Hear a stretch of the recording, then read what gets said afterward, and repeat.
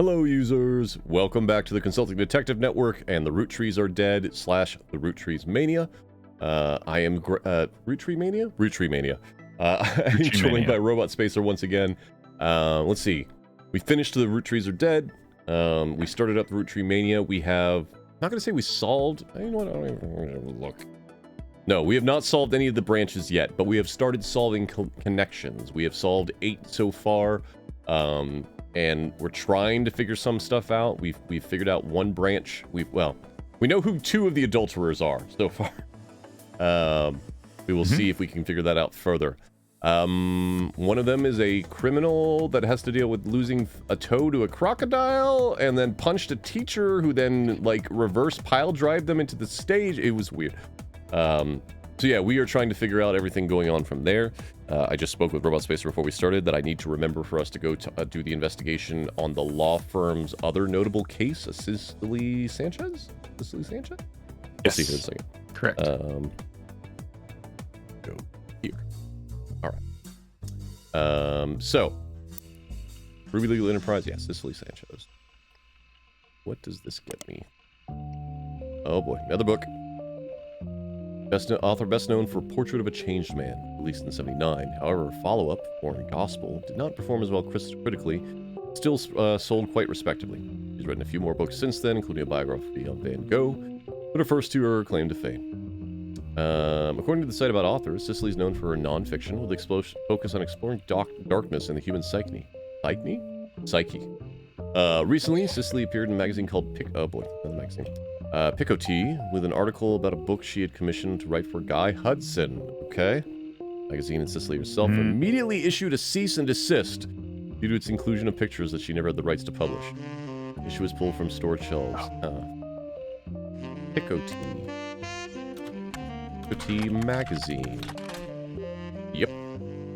Unlike traditional tabloids, it doesn't typically feature celebrities on the cover. Instead, it tends to latch onto and create sensationalist headlines about whatever subjects appear to be popular at any given time. Recent years include Beanie Babies, Magic Eye images, hell yeah, and even Red Bull. Often come. Hold on. Wait. Hold on.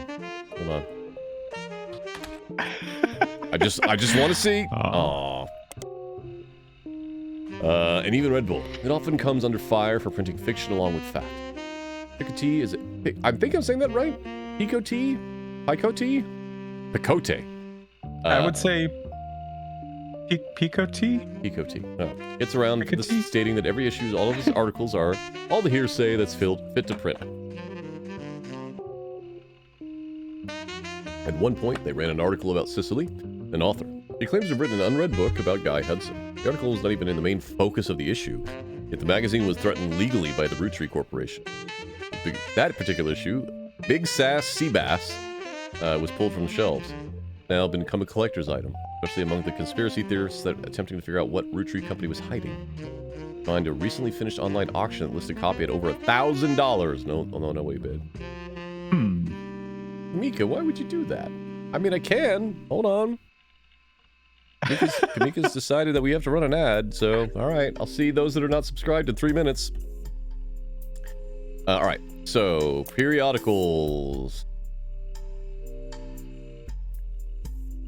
Oh, we haven't even looked in that yet, man. Okay. Oh, I did want to acknowledge that I'm enjoying a ginger beer. Unfortunately, I did not have any root beer. It says what it does, Kamika. An issue that focused on talking toy fish and the demonic messages it supposedly set.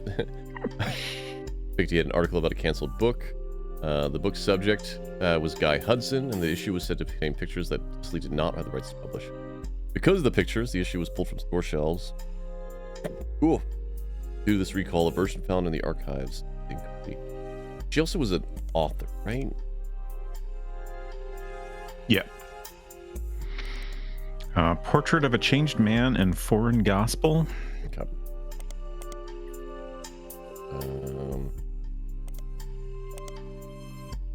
Start newer to older.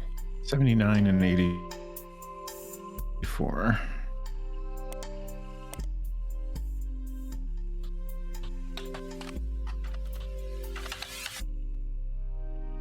And there's a man from Catholic Church who claims he was told by God that he should travel to Thailand and begin to preach, convert 10,000 people. He returned to the United States after 2 years, claiming to have succeeded. The book tells his version of the story, but the author also traveled to Thailand to investigate these claims and talk with some of the so-called converted. All right.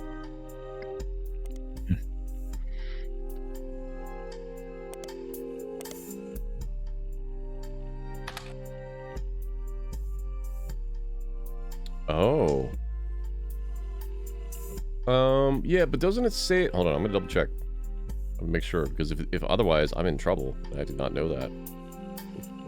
No, okay. Yeah, when you click on it, it goes to another page that says, hey, are you sure you want to do this? I play an ad. You definitely can't trust Akinar. Well, you know what? I mean, based off the endings, I would trust him more than Cirrus. Yeah, slightly. Alright, tells the true story of a man who woke up after being saved by drowning in his backyard pool, becoming an entirely different person. So, what was the name of the other book? What other book? Her biography on Guy. I guess let's look at the magazine article. Maybe it'll have it in it. Sort of unreleased book she'd written about Guy Hudson. What a cover! Basselbub? I love that. That's amazing. Secrets. All right.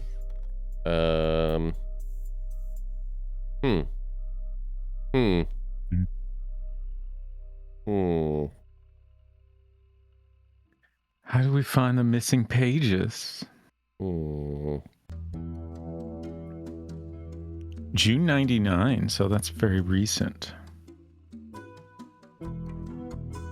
Oh, wait.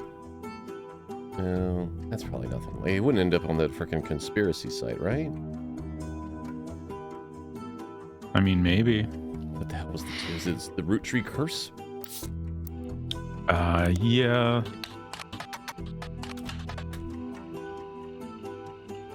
Months later, exist and thriving. Visitor counts reached 7 digits. Oh boy. Older articles have been replaced. Oh yeah, Thomas Overwood. We'll look for him in a second. News left with a constant stream of events. More than one of his theories involve Roottrees deaths being faked. According to Overwood, statistically, when you have this many high-profile people who died in the family, the odds that one of them faked their death is math. Newfound focus on death faking seems to coincide with posts mentioning he's begun believing that Guy's not dead theory. In his own words, my eyes have been opened. Well, this is beginning to make too much sense. One of his posts details the belief that Ron Roottrees is still in charge. When Rootrees' death was faked, and that Clark is only there to throw people off. Apparently this allowed Ron to travel to France to develop a new candy recipe in secret. In other words, about the rapper 5Ps, can't possibly be a Rootree. One of his first album songs when he performing under the devil name. The devil name? Was it Davy Devil? Was it something else? Yeah, I think that was one of his names. Well, I mean, you mentioned him wanting to have sex with Raina. He didn't know that. Not even Sam Madsen. Dirty Devil. Dirty Devil. Oh, yeah, right. According to Overwood, the author of 6 Pieces isn't real. And Sam Madsen is an anagram from Am Madness. They're purposely leaving hints for us. He claims that by using 6 Pieces with Lauren Rootrees' book as a one-time pad, he has begun to decrypt a cipher. Most of the cipher seems to be meaningless, but he managed to pick out the words people and vastness. Ooh. Also a question near the bottom. Next year is a leap year, and Roottrees looking for funds and volunteers to catch Roottrees red-handed in Operation RT-29. Alright, so can we search for this guy?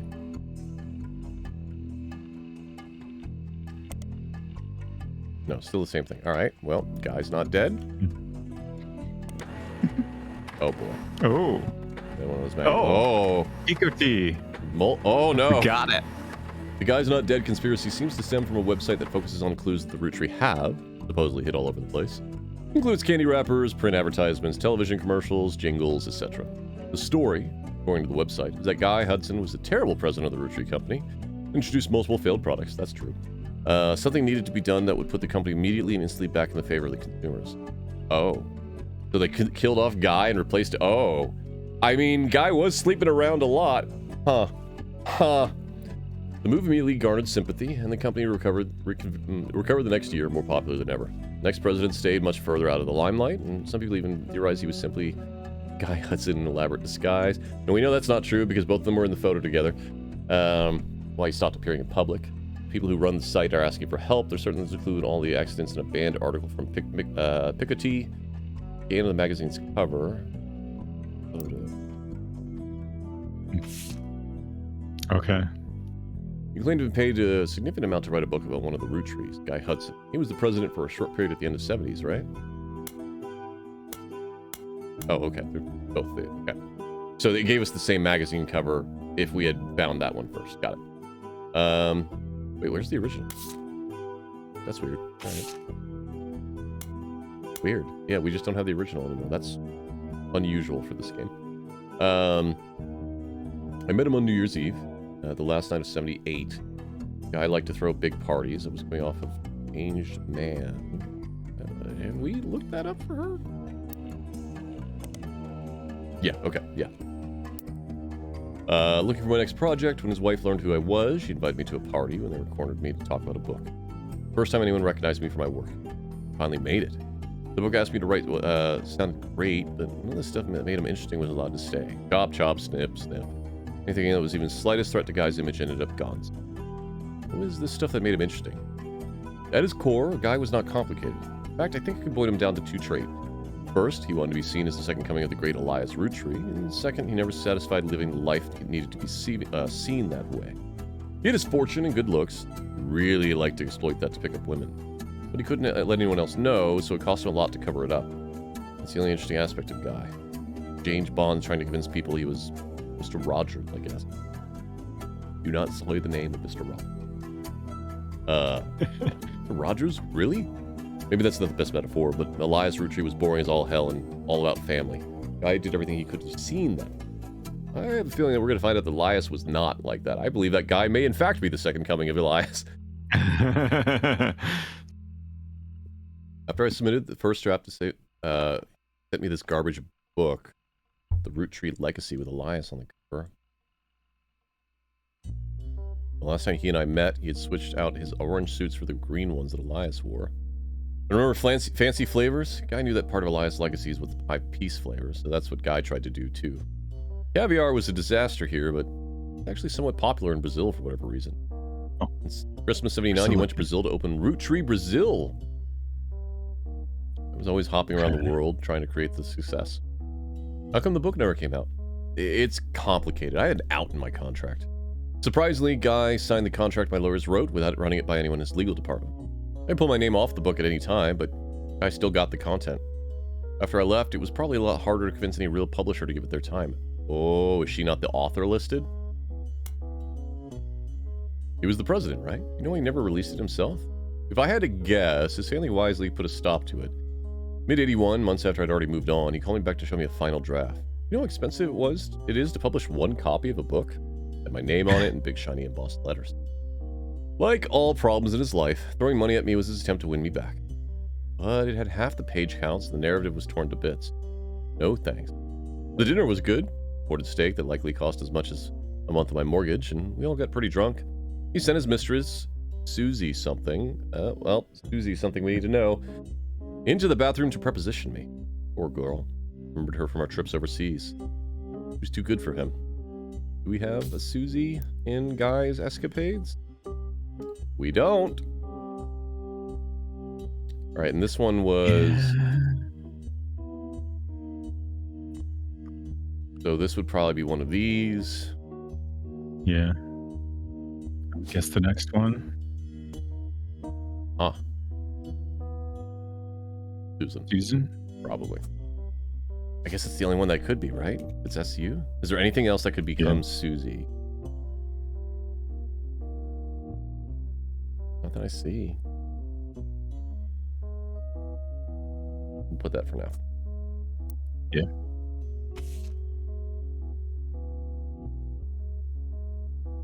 Wait.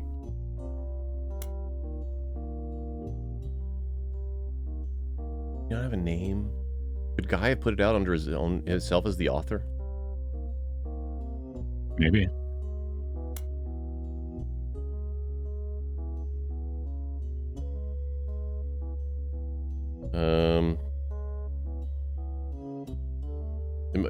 family is why they put stop to it, blah, blah. Oh, okay. I hadn't actually read it. I just skimmed the sections, guys, on Guy to see why people were suddenly calling me up to ask about the man. I'd say she did well for what she had to work with. He only had rumors, whereas I spent time tailing him. Sometimes he knew, sometimes he didn't. He invited me to join them when I dealt with Roottrees Brazil. Actually had people on him when he went to Australia, France, and China, too. All right, Roottrees Australia, Roottrees France, Roottrees China. Is that what I'm going to think we're going to be searching for? When he met with someone, I figured out who they were and how they were involved. Doubly so if the meeting happened when he didn't want me to be around. Despite his best efforts, I got the whole truth, including things his family never knew. For example, the daughter of his business partner in Australia, I think her name was Robin. He and she definitely spent a few nights together that he didn't want his family to know about. But I did. All right, so Robin in Australia. Madsen got things wrong. Sam mentions Guy's affairs and treat them like most people logically would think to treat them, like the infidelity was a problem for Patricia. When his first wife approached me, though, it wasn't to talk, to get my meeting. On paper and in public, it was a marriage like any other, but in reality, it was more of a mutually beneficial arrangement. They both got what they wanted out of it. That same thing. What was that? I'm assuming I only have to spell it out so you can get it in writing for your readers. Women. Patricia enjoyed the company of women, and the swinger scene made that more accessible. I told her I wasn't interested in her and Guy. Found out later if I had said yes, her next question would have been whether or not her husband actually had to be there too. Guy, on the other hand, was seen in a traditional marriage at the same time could be had any women that found him charming. I can assure you that was exactly the type of marriage he was interested in. Okay, interesting. Alright, did we get anything else from that? Ooh, we have photos. We got the photos. Photo magazine interview with Cicely and P.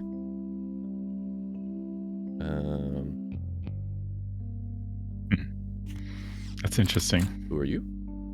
Yeah, I was wondering about her. Is this probably the Brazil? Is this probably Roottrees Brazil, I would guess? Yeah, seems like a good guess.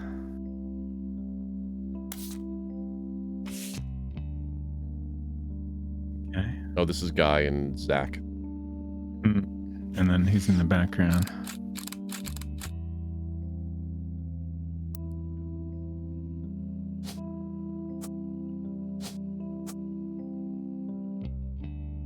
Zach. Okay, Zach has a photo up here, not down there. So that makes me feel better.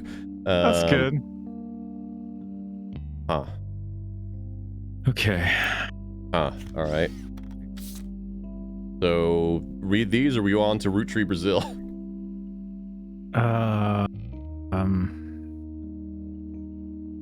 Gosh, I feel we keep ignoring the confidential folder. It seems like we should probably read some of that. You want to read through? Sure. You were given some partial staff records to cross-reference by Sam Manson. These records are based on old tax mailing information and only detail the employees that work directly for Roottrees or in their corporate office. The many laborers on their farms and in their factories are not listed. You're not sure how helpful it'll be except for cross-referencing Guy's secretaries and visits overseas. Spider searching people just because they're listed in these books will likely be very time-consuming and a waste of your time. Mm-hmm. Leadership, President Zach Morton. Special Management, Ernie Madsen Jr. Okay, so we don't have to search these people. Yeah, I guess like reading all these names off doesn't seem worth the time, but and Elizabeth. Oh no, Elizabeth was the mother of the secretary. Is not the secretary. There were two Elizabeths that came up, right? I guess one would have been further in the past than this. Yeah, Elizabeth was the other one that we were trying to figure out about who Elias's Beth was Elias's potential mistress. Right, like because one of the kids said, "Who's Beth?" Right. All right, so we don't need to look for any of those. Ooh, wait, this could be cool. Hey, Elizabeth Farrow. I'm just gonna see if. Yeah, we're just gonna leave it Elizabeth Farrow right over there.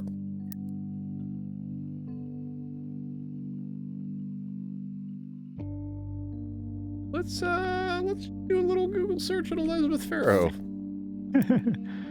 Probably nothing because it's so ancient, right? Yeah, I wouldn't expect that to bring anything up. Maybe in the local paper? Am I spelling it right? No.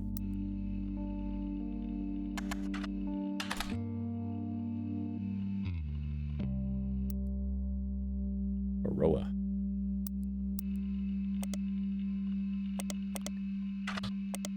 What was the Wait. Herald? Beth Aroa.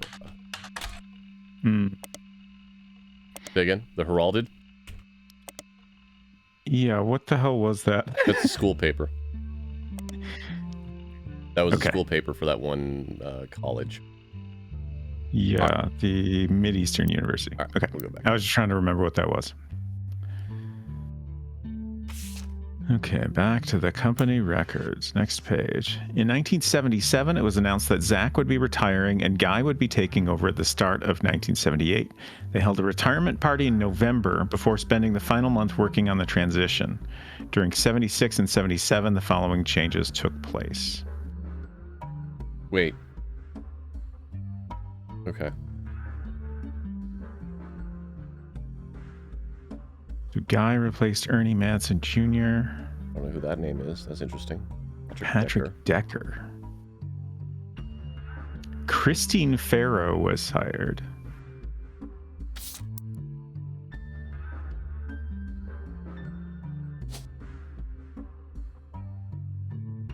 It'd be really unfortunate if two people in the same family line had.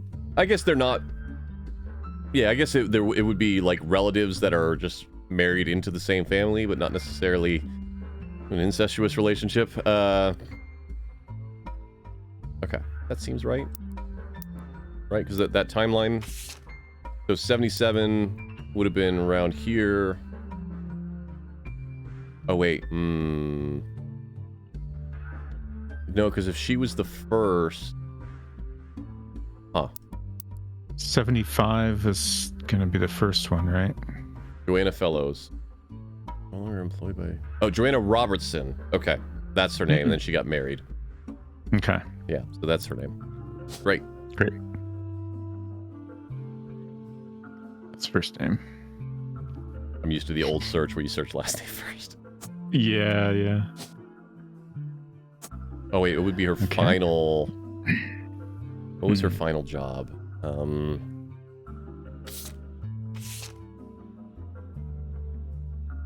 She worked at a rental store. That's on that. At retail? At a rental store. The only thing that matches up, so I'm going to say retail was her last job. Okay. Okay, back to...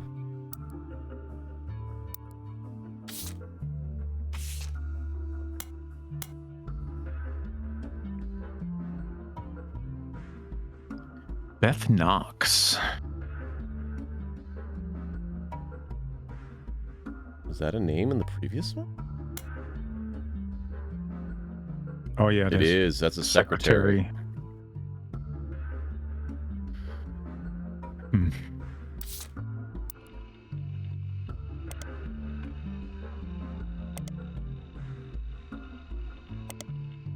Okay. I don't make any assumptions there. Also, I'm going to remove that last name. What about the local paper? Yeah, I think we did that one. That was the first search, right? Oh, was it? Sorry. No, you're good. Okay. Yeah. All right.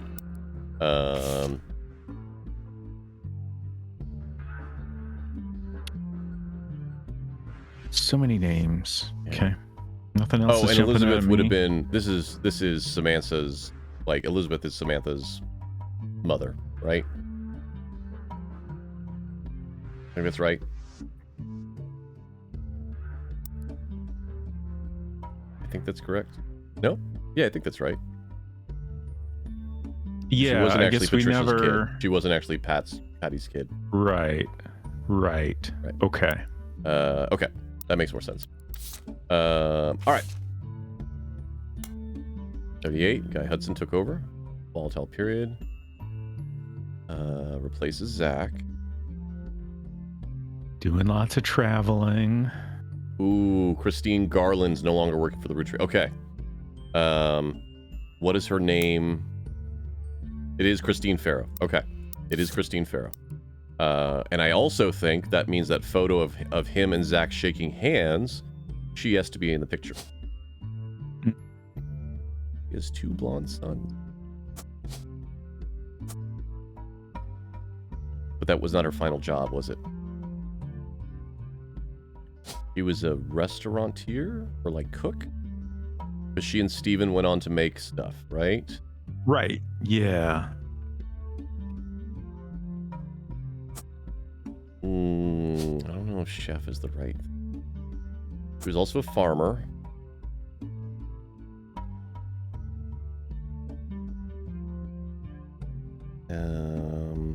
I guess we just. Oh no! She went back to being a seccretary because of financial Her final job was difficulties. secretary. Right. Yes. Right. Okay. Well, I feel pretty good about that, and I feel pretty good about that. Let's see what else we got in these photos.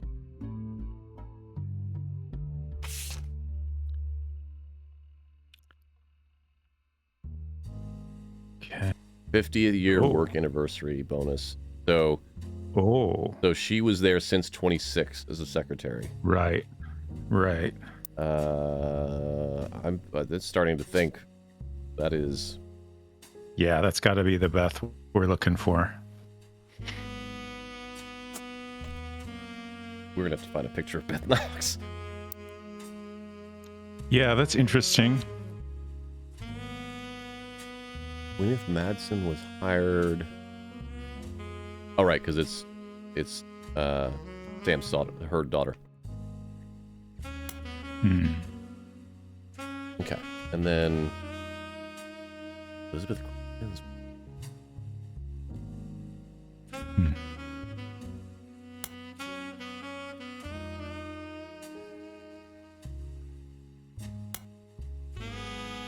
Okay, nope, she's been there the entire time. Yeah. Beatrice Watts from Green Sports. Okay.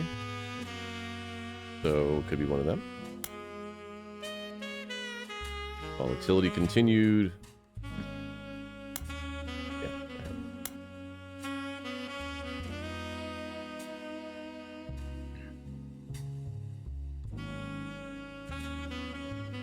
Green Sports and Beatrice Watts. Linda Lewis and Angela Ingram. A1. Lisa Lewis and Valerie Ewing.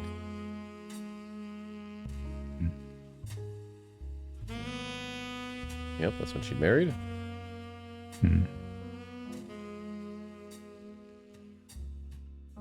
Wow. Strawberry, Zigua, butterscotch, caviar.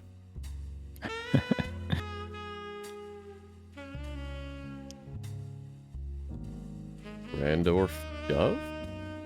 What? Randorf School for the Deaf, located about an hour from where Roottrees used to be in Butler County. It serves much of that part of Pennsylvania and nearby Ohio. Randorf was the last name of the founder. Dove is the Danish word for deaf. The founder had issues with government translators, leading to an odd transcription issue. 1990, it was renamed to better represent the school's purpose and correcting the embarrassing lack of effort and awareness demonstrated by the government officials in those early days. The staff is listed on the website. Scan through all of the biographies and find the principal. Ms. Ford is fluent in 5 languages, including ASL. Nice. Working at the school for 15 years. Ms. Ford's bio also mentions she's not deaf herself, but learned sign language to communicate with the deaf. And she's responsible for securing funding for the Hudson Wing. Aha. Okay. Miss Ford? Okay. Are you another affair? Think so. What was the first name? It doesn't say. Let's see if we can find them in the local. Where's the first mention of Miss Ford there?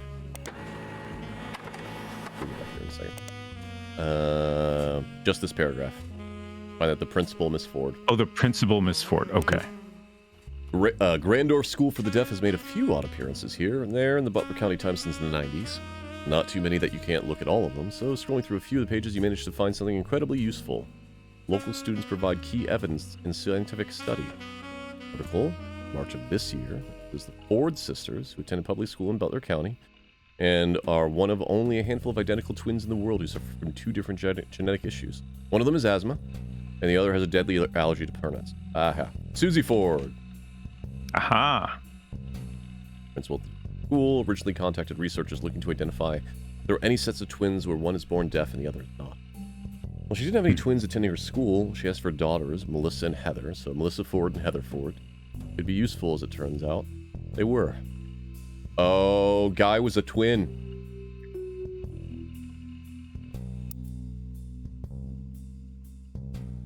And that is, paternal, I think. Alright. My youngest, we all call her that, even though she's only by about 15 minutes, is shy, but essentially hasn't stopped running from the moment she learned to scamper. Asthma has kept her sister off the soccer field, but she definitely, the definition of an extrovert. And is even performing a local production. Is there life after high school later this year? Alright, well, we got a bunch of things to search for now. So, Susie Ford.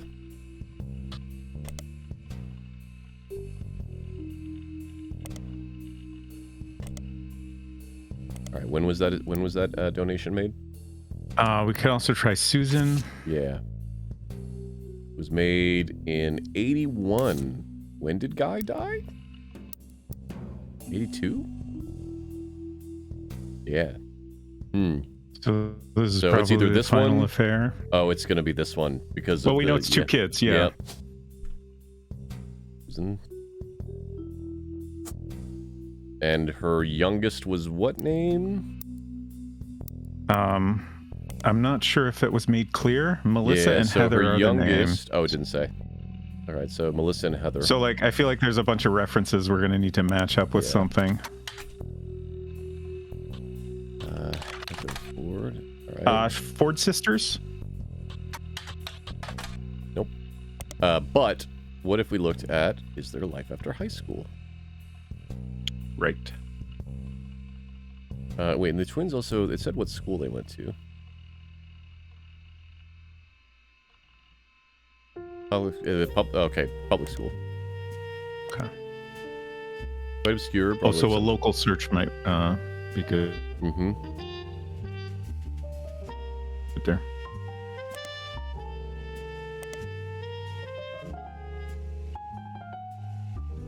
Heather Ford. I guess if she's the one. Heather Ford is the one that's into extrovert, but she has asthma. Yeah. So does that make her the older one? Guys, I don't know. Scroll down to the last paragraph there. Youngest. Okay, so yeah, so Heather Ford would be Heather the is eldest. the older one.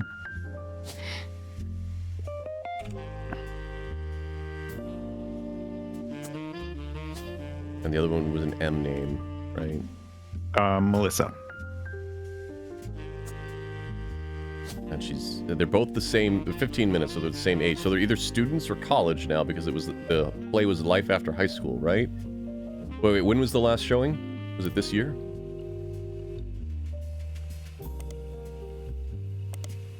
Nope, not there. That one. End of April 99. Yeah, okay. So they're high school students. Yeah.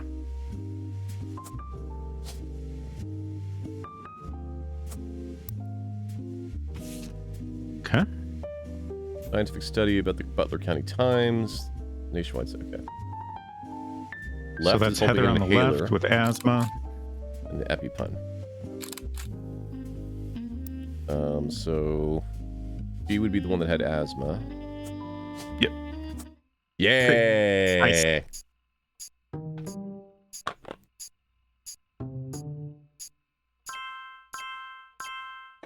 Nice.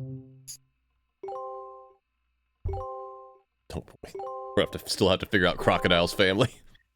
Yeah. Great. Hello. Oh. Sam reached out to me finally. I think I have you to thank for that one. My family's in a bit of a rough patch. Even though the candy is selling better than ever, everyone is fighting over the trust. The majority of us want to dissolve it. On paper, it seems like the right decision. The arguments about what to do next are endless and heated. More than a few Roottrees are worried about losing their wealth. I don't think we deserve it more than anyone else. Oh. I do think he's okay. I love my family, my wife, my daughters, even my son, who I hardly ever get to see. I want to keep them safe and secure. But I didn't do anything to deserve this fortune. Hell, I probably deserve it less than most. It took me way too long to get my life together. Okay, enough about me. Here's the deal. I can't stop the majority from voting one way or another. If you keep passing along potential Roottrees, I'll keep adding them to the list. On the other hand, there's been some leaps forward in genetics. It may sound like science fiction, but we can actually determine who's in the family just by testing their DNA. What you've done so far has been very useful. Just keep filling out the tree and we'll prepare for the tests. I guess we don't have to figure out if they're actually a Roottree or not. Okay. All right. So looking at them, I think she looks like this would be her. When was this photo?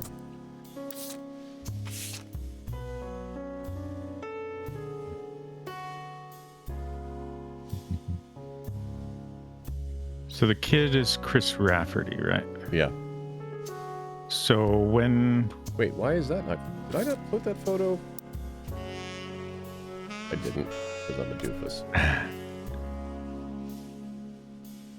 I guess we'll come back to it once we have a bunch of others. So Susan Ford was a principal? I was just thinking, like, do we have an idea when Chris Rafferty was born? He's still in college. Not. So at least, like, what, 18 to 20 years ago. So the 70s. Right. Or maybe the 80s. Yeah. Yeah, it's 99, so it'd be the 80s, likely. Or very, very late 70s. How are we going to figure out who the husband is?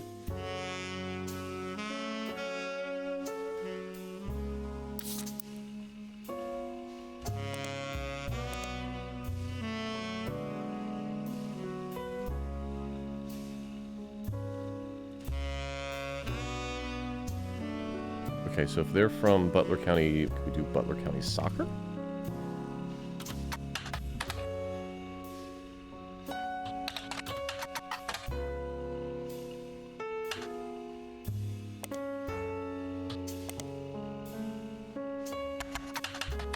No. Alright. Did we look up Hudson Wing? We did not.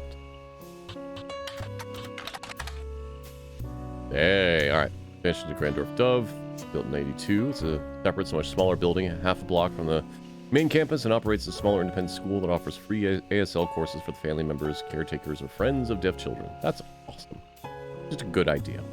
According to the history of the site, it got their name after the president of the Rootree Company generously donated $250,000 towards the construction of the building. There's also a very vague history section that you can somewhat fill in with details.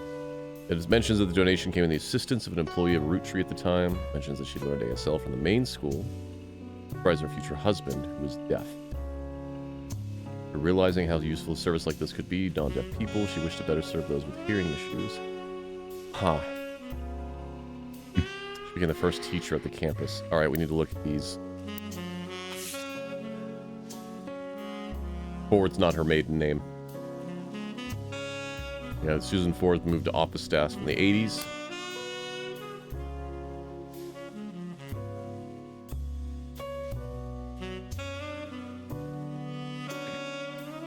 Hired under a category.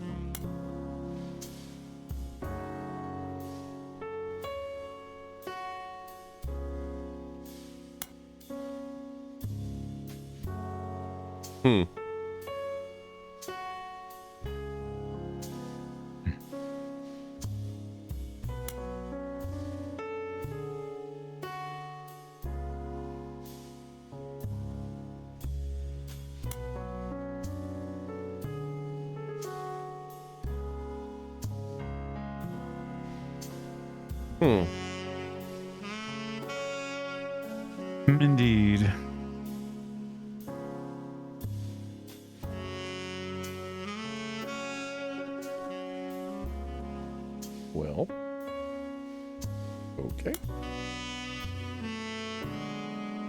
It only existed for that year.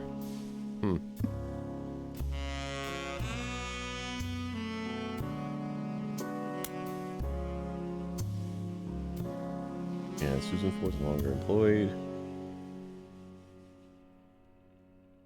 Huh. Well.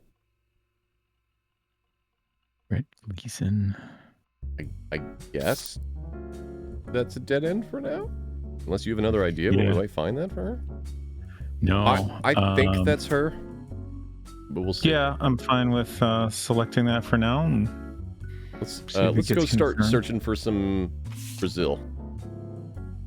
Yeah. Roottrees, Brazil. Roottrees, Brazil is one of the companies created to manufacture and distribute Roottrees candy. It was developed as part of Roottrees Everywhere initiative at the beginning of '79. Unlike some of the other Roottrees Everywhere results, Brazil seemed to be a success. You do some rough translating and find a significant amount of information. Wow, alright. Caviar flavored was successful. The factory still exists to this day as that flavor. Huh. Comes in its own standalone bag with Portuguese writing. Small town named Alvalagos. Oh boy. Candy company after newly elected politician named Ed Suarez. Planning a new factory, petitioned them in '79. The factory was controversial. Locals did not want it there. Roottrees visited Brazil around Christmas and managed to break ground on the project. Since then, however, it's been operating relatively smoothly, except for 2 incidents. Alright, well, we got some stuff to search. The Incendio de Bordo in '82, and the second was unsuccessful strike in '95. It involved all the factory workers being replaced. Oof. The factory was originally built and run by a small company called Nova Corporacao de Doces Brazil, New Brazil Candy Corporation. The company no longer exists. Not much information has ever existed about it. That's interesting. Bottom up, like before? Sure. Brazil Candy Company.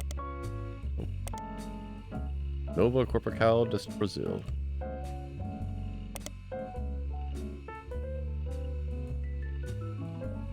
Nope. It's the same document. Yeah.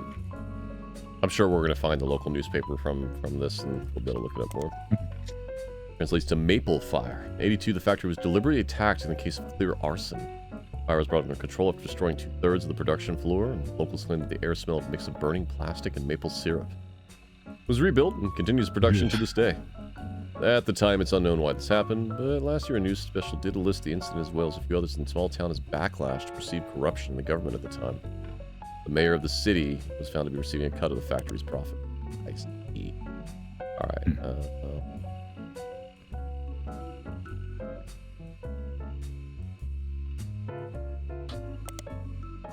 real place in Brazil. Game designer by the name of Jeremy Johnston looked up cities in Brazil that had a lot of manufacturing, so he could place a fictional factory there. He didn't want to offend any Brazilians with the tale he was writing. It would involve corruption and politics, so a small town he made up, named Alvalagos, where the factory was located, was invented by mixing 2 other relief regions. Still the same place. Where's the... Edson Suarez. My dissertation, published as a college student as part of the PhD in history, focused on the rise of democracy in Brazil. It seems up to '88, Brazil was run by the military. The politics during the time were often a hotbed for corruption and nepotism. A few politicians, including Edson. Edson's the former mayor of Alvalagos, Brazil. Before politics, he was a manager at an automotive plant for a major American car company. He was put in charge by the military in 1973. Mayor used his manufacturing background and knowledge of American business to establish new factories, distribution plants, and other business ventures in the area. This had 2 side effects.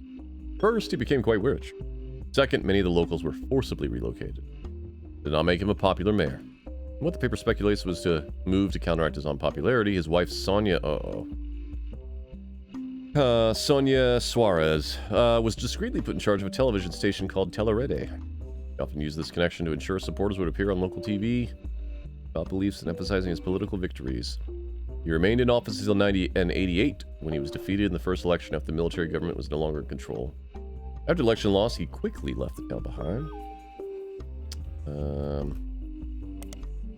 Former television station in Brazil, sent out to vacuum. It's Susan. Oh wait, no, it was Sonia Suarez. Sonia. However, her name is Flavia Suarez, who had a mother named Sonia. Young Brazilian newscaster, a bit of a cult following. Discourse surrounding him is, to put in polite terms, lewd. The website called him something called fan fiction that is a small section dedicated directly to him. Seems that women and some men of a wide variety of ages and writing skill tend to find him worthy of inclusion in their stories. You skim some of the tales and learn that the common thread is that he's currently dating a supermodel named Ashley York. Many stories either seem to ignore her existence or get her out of the picture rather quickly.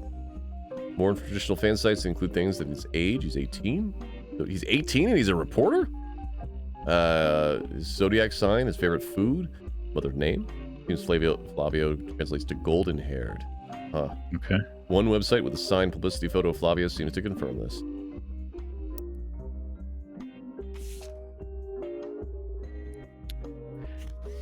Natasha. So I'm going to say... That looks like... This or this is Sonia. If this is the mayor. I would guess in the middle. Yeah. Wait, hold on. When was the factory established? 79. 8.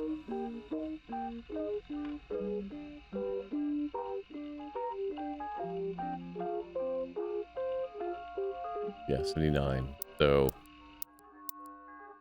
that's probably this one.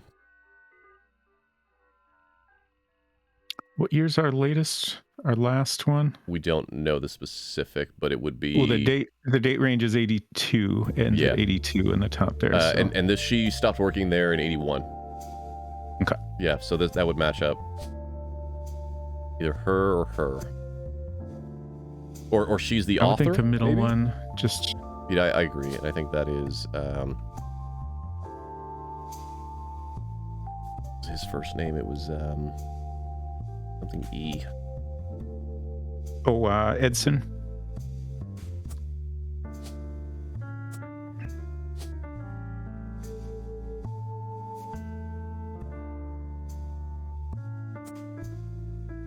And her final. We need her birth name, though. Oh, you're right.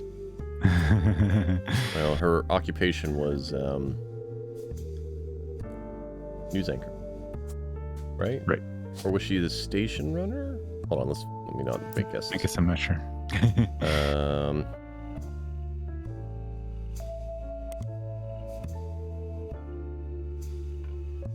Put in charge. Put in charge.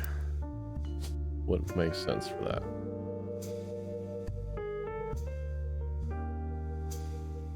CEO? Maybe. Or director. Media mogul. We'll come back to that. We need her actual name. Did we search for Tellereid? That's what got her son's name. But we can pull it up again.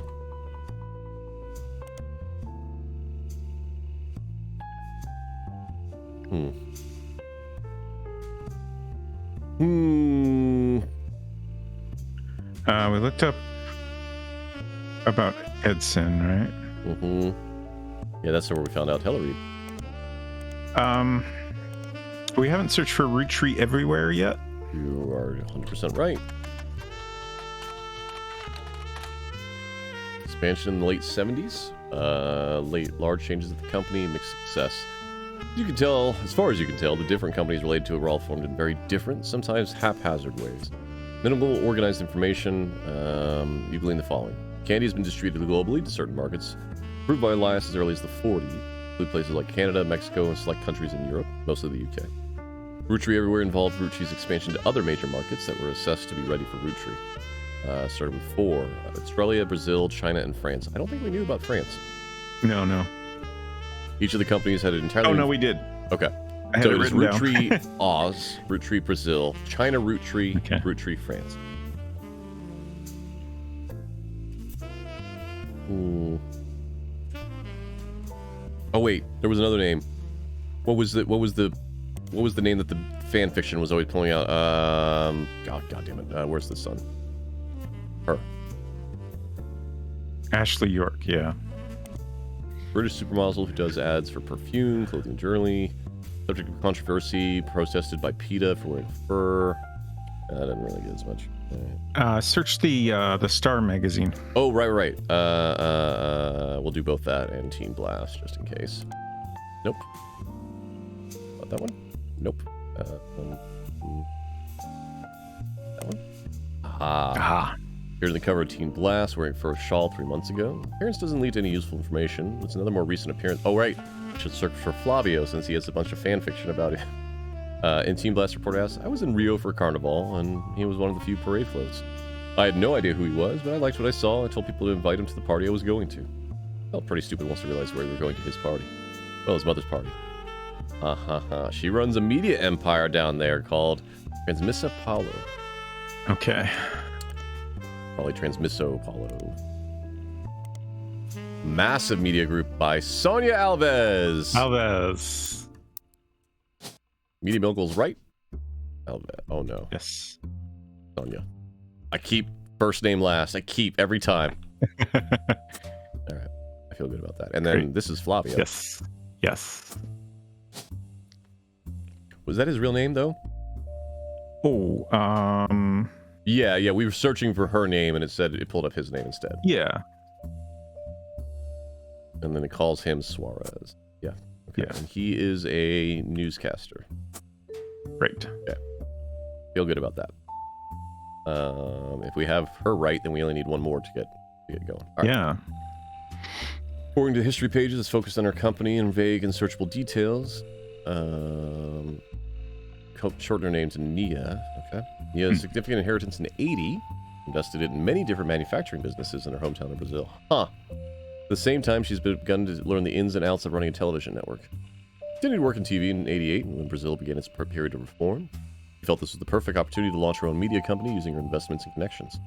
Now her company owns television networks, magazines, newspapers, and advertising firms. After doing some translating, the page about Nia has her listed as unmarried. It does not go into any other relationship history. Searching for Nia online, you learn she stays out of the spotlight. She does even appear in shareholder meetings. She sends a proxy. Interesting. Okay. Well, all right.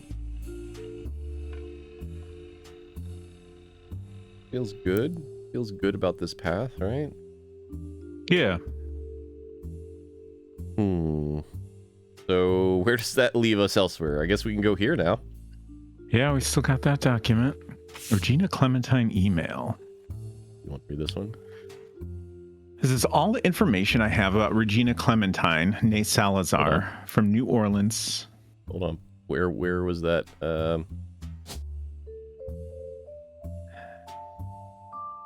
Okay. Nice.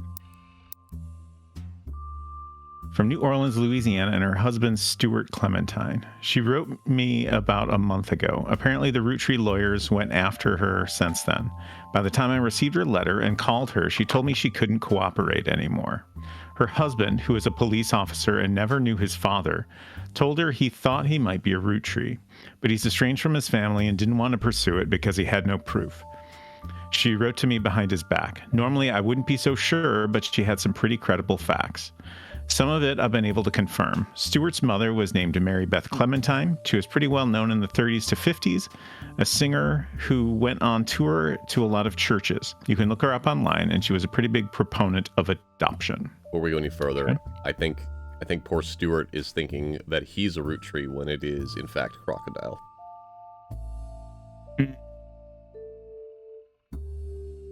Because Stuart's adoption was not questionable, right? Right. Okay.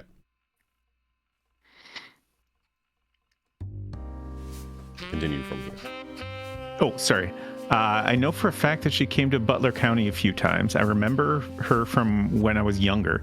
And Regina said that Stewart told her that they always seemed to spend a lot of time at the Miracle Church. She sent me a photo to prove that she's who she says she is. I've attached it to this email. And then we end with a footer signature ending advertising Sam Madsen's book.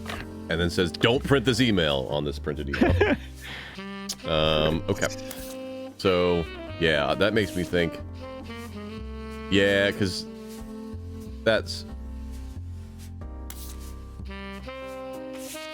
I could see that. We don't actually have a young picture of... a color young picture of... We actually don't know what his hair color was when he was young. Because we know his son's hair color, but we don't actually know what his wife's hair color is. Right. No, we do. Okay, hold on, we do. He was blonde. Okay.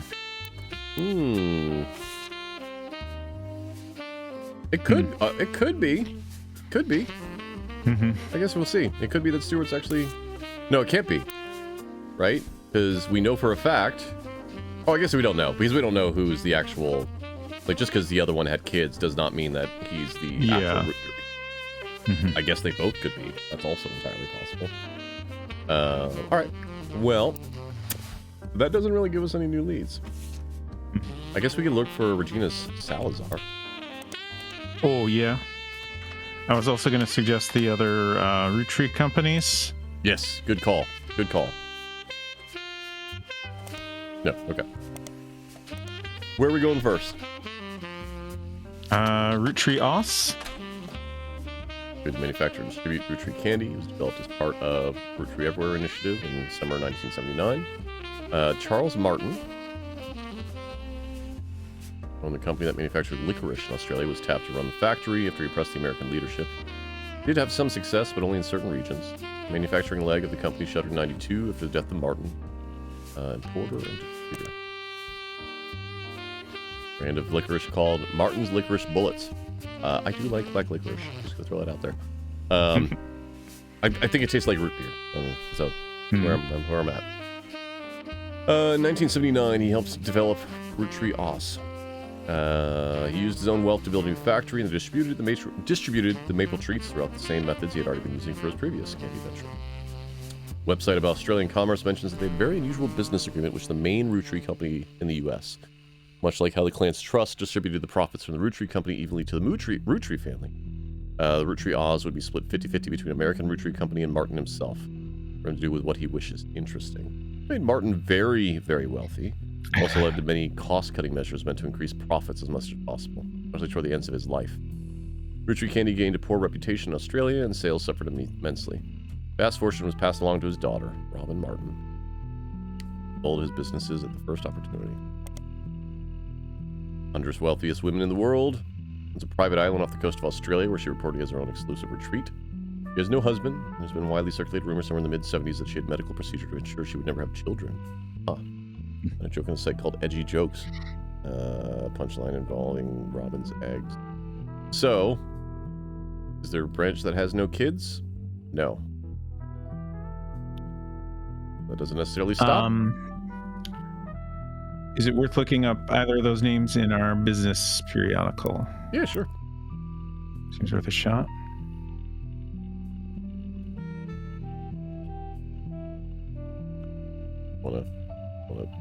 I doubt this is going to pull up anything, but I want to see if satisfied partner. No, okay. All right. Robin Martin and Charles Martin. Apparently, Robin sold off her father's assets in 92, the year after he died, which combined with their inheritance immediately catapulted her to an almost unimaginable level of wealth. The writer at Business Watch who was assigned to report on this news seemed to disapprove this move immensely. While the article does touch on the announcement of who took over the licorice division, as well as what's become of the maple cannery factory, the entire text seems to be dripping with contempt. No one would be willing to dismantle and gut such a successful company to earn a quick buck. It doesn't sound like it was a buck. Like, at a certain point, I mean, there's enough money. I know that there are people out there that think there's never enough money, but at a certain point, you're probably set for life. Ends with a dig at Robin's personal life and lack of traditional values. Maybe she sold it to ensure a better future for her own children. Oh, wait. I wonder if she is going to have a kid. All right, Charles Martin. American businesses. Australia did create a blip in 78. Legal leadership teams in 77. I don't think that works out because this was also that time period. But I guess if he was traveling, like, it doesn't necessarily mean anything. He was traveling around all of that during that time period. Doesn't mean like they can't just be that same exact time, right? God, I just remember that branch we have on the right side that is 2 people from our in 98 original tree. Which, I mean, it has to be Eli and John. This is my assumption. But we already checked and their names weren't in there, right? We cannot choose their names. They are. No, that's a different Edward. Oh, you're right. You're right. You're right. All right, well, we'll come back to that. Yeah, sorry. No, you're right. That's good. Saw there, and I was like, man, what the hell's going there? Daughter Robin. Oh boy, especially his daughter Robin. Oh no. Oh no. Okay. The name Robin came up somewhere earlier. I think I wrote it down. Oh yeah. Okay, just daughter of business partner. Okay.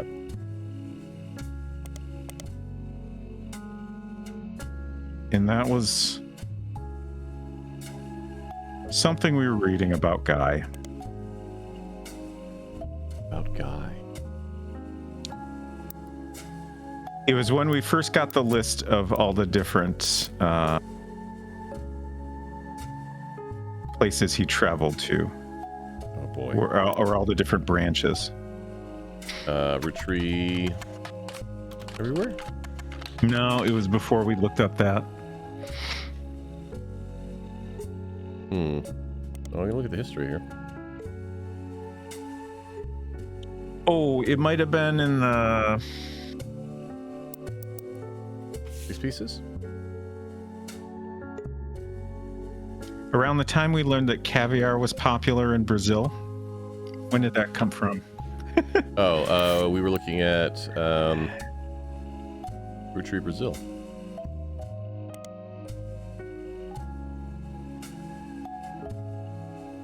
No, it was before we looked that up, I think. Hudson Wing? Hudson Wing? Nope. Guy's not dead. Yeah, that sounds good.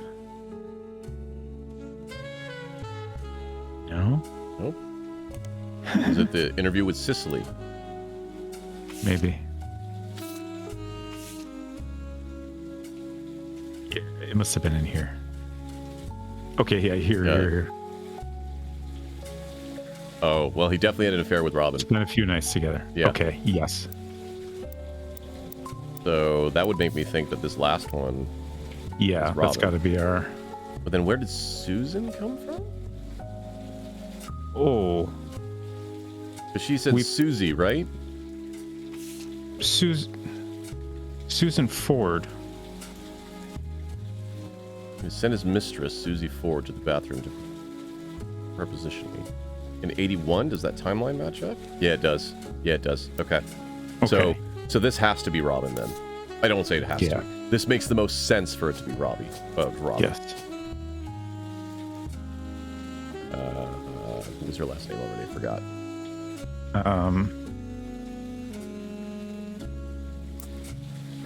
Martin. Martin. Yeah, Martin.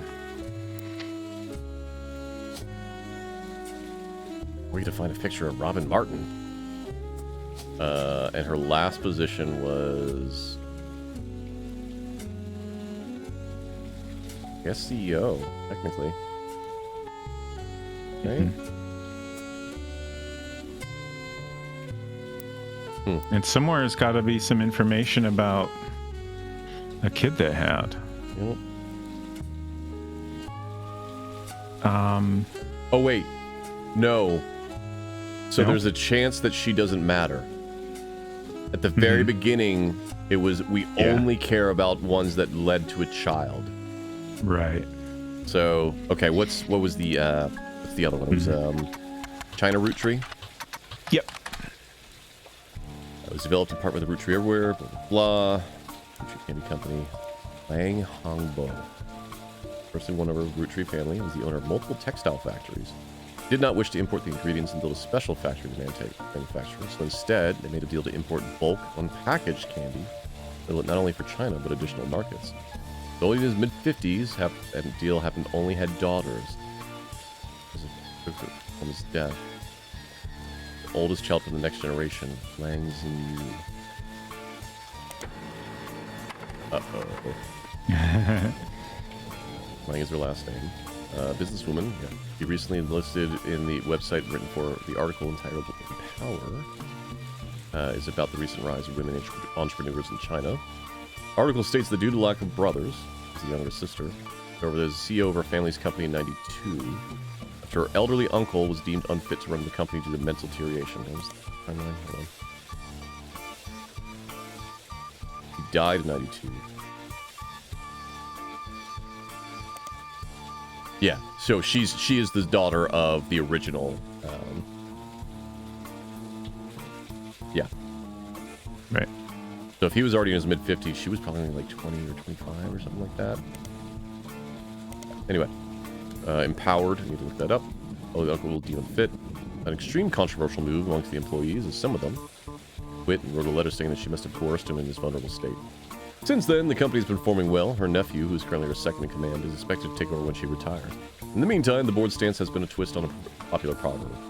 Article roughly translated as, someone that has proven they can do something well can do it 100 times. An unproven leader could do this all. Offhandedly mentions that Xinyu was an early adopter of IVF. Helped her sister have a child. Huh.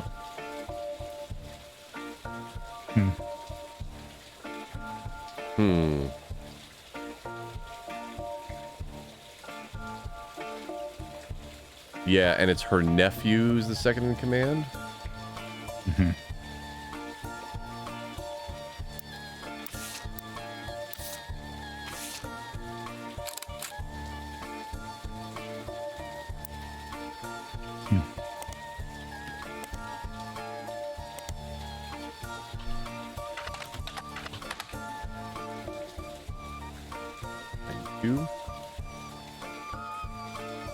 She was the eldest, first of two children, but was always in her 30s when she had her.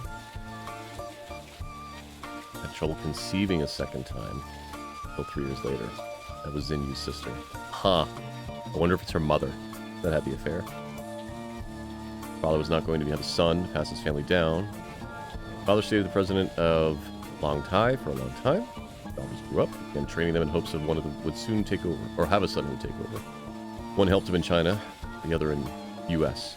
Neither were given official titles. Huh. Yeah, I'm wondering if it's the daughter, the second daughter. When he died, due to social dynamics with the businesses, passed to his male sibling, a younger brother. Many in the know knew this could be a problem. His brother, it's not a businessman, was not much younger than his brother. During this time, Xinyu essentially ran the company as her uncle's consultant. He began having problems related to dementia, and Xinyu, who had already been running things behind the scenes, performed somewhat of a power play. She stopped working until the results of her absence began to cause problems. Only then they admit they needed her. Okay. What is the sister's name? So, strong feeling this is actually a Xinyu. Oh wait, no, Lang, excuse me. Yeah. I don't think it's Xinyu. I think that is a red herring. I think it is her sister.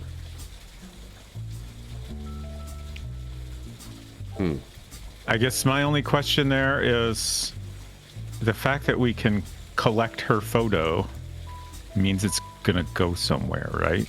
I don't know if that's true or not. Maybe. That has not. We've always used the photos we found so far. That's true. That's true. What was the original company name? Hold on. Long Tai? Oh, yeah. Long Tai. LA. Yeah. and Roottrees product in the 70s. They're very accomplished. The site has quotes from many different reporters. It also mentions websites, Chinese businesses, mentions are company focused and not people focused. Very rudimentary leadership timeline, names of people like company of the Lang family, 250 years, wow. During the period where they began the Roottree deal, Hongbo, I forget the last name, CEO, he died before the internet was widespread. Younger brother, oh, we also need to look up the other brother's name. Then you? Oh, Tranquils? Peace. Guess let's start from the bottom top. It's an American arm of Long Tai. Ooh, located in Pittsburgh. That's awfully close. For the side, the Tai and Long Tai translates to peaceful. That's their name in American to match. A lot of other companies listed here. Seems Piece of Asia is nearly as accomplished as Long Tai. Offer fabrics and cloths at wholesale prices. Said to be owned by the husband and wife Jerry and Linda Han. Chinese names are listed too, but from the timeline translators used to be Ang Xingyao.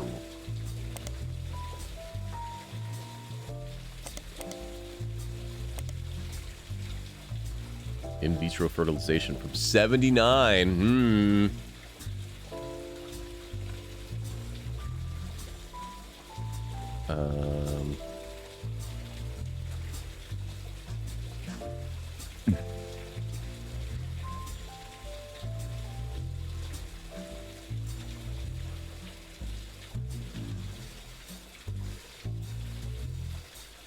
So, okay.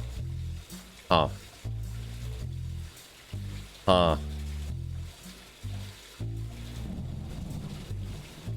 I bet you that the IVF did not work. Yeah, exactly. Built on a huge controversy. Seems that a whistleblower came forward to the U.S. government about Chi genes, I think it'd probably be Chi genes, which was said to be founded in China by a partnership involving American and Chinese medical specialists who then built their facilities in the U.S. Whistleblowers claim Chi genes did not sometimes claim that they performed IVF when they did not. Ooh. Often be used as an excuse for an otherwise unexplainable pregnancy. Well, they fly their clients to America, where they would stay for an extended period of time, and then return to China with the news of a successful IVF pregnancy. Apparently presented to the Department of Health and Human Services with credible evidence. At the time of the article, it was still an ongoing investigation. Business Watch speculated, copies of the proof were leaked to various media sources, they couldn't imagine a world in which the company would be allowed to continue operations without facing serious or financial legal consequences. All right, so what was her nephew's name? Hongyu? Was it? There was a mention of Long Hongyu. I'm not sure who that was. Wasn't that her specifically. uncle? I don't know. That was just a name I caught. Mm-hmm. Yeah, that's I've been trying to write down all the names. The uncle. Yeah. So okay. Let's see if we can find. We do need. So that's basically it. We need to find the other, her sister's husband or child's name. Right. So Lang Jinyao.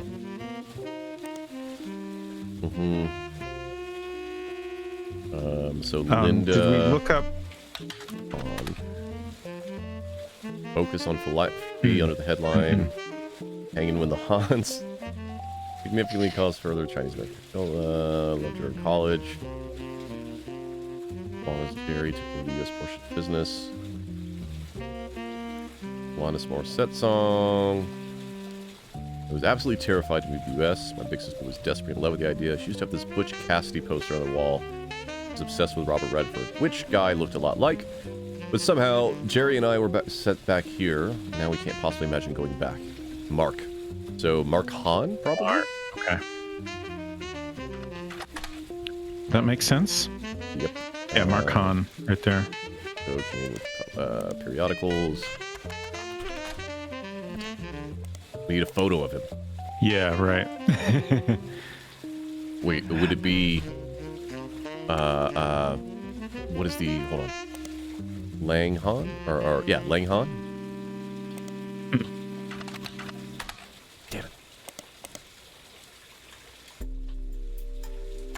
No, it'd be laying mark, right?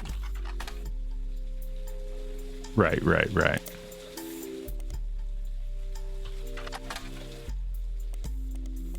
right, let me read the rest of this.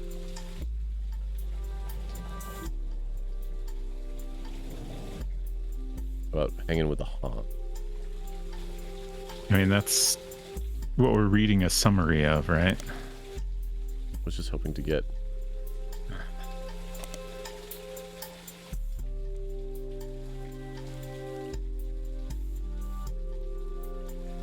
Lucy Lang. Working with my sister. The new script there was the opposite.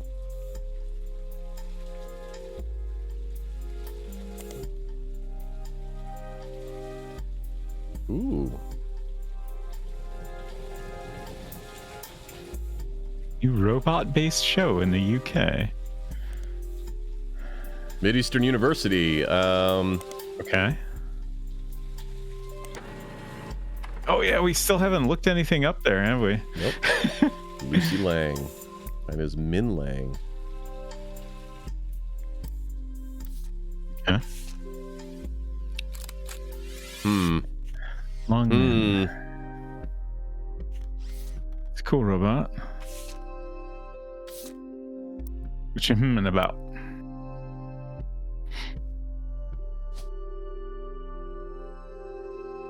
It was Zinyu, right? Yeah.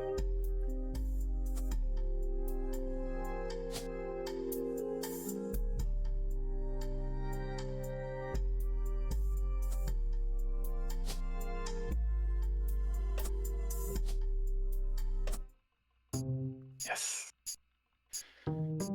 It's interesting. Let me keep her. Oh, because she's probably not done yet. It's probably everybody else. Yeah.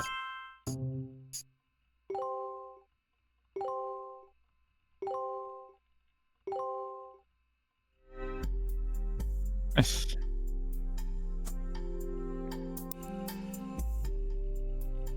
All right. She grew up in a factory-scale machines, assembled products that would ship all over the world, and the moving parts and automation fascinated her. However, when she progressed to the major, she became obsessed with smaller, more powerful hydraulics, such as the mechanism that closes the talent plasma. In addition to robotics, she loves linguistics. One of her hobbies since coming to the States has been collecting accents. She practices not only removing any trace of her native inflection, but also quickly switching between regional accents. Feels her personal best is Southern Belle, but her favorite is the Valley Girl due to its use in popular culture. Interesting. Oh wait, but we need her birth name. We had that a moment ago. Hold on. Min Long? Yes, thank you. Thank you. All right. I feel good about that. We have this tree is done. We finished the whole guy tree. We have finished the whole guy tree. How much time you got? Are we missing a spouse over there? Are we? Yeah, next to Ford. Yeah, right. What was Susan Ford? Oh, and we're missing a bonus photo for her also. Interesting. Where are we even? I don't know what we could look up that we didn't try already. We looked up the school. Maybe something in a certain periodical we didn't check. Let's look the Hudson Wing up in the periodical.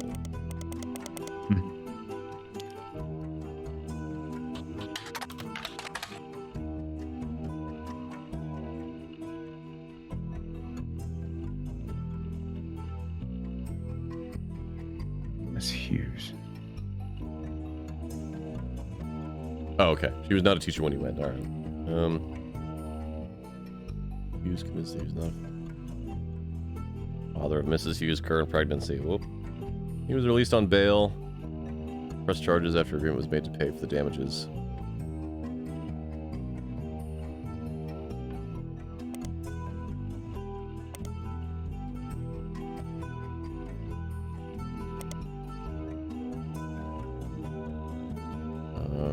We do not have. Don't have what? We don't have her first name.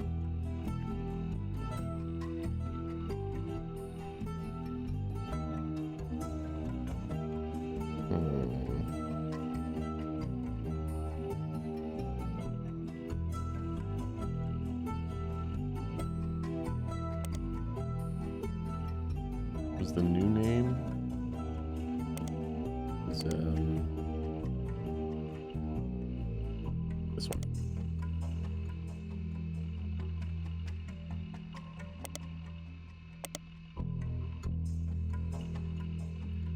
All right, this is where we found all that stuff.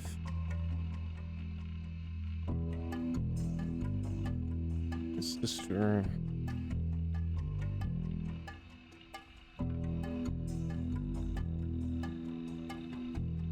Oh.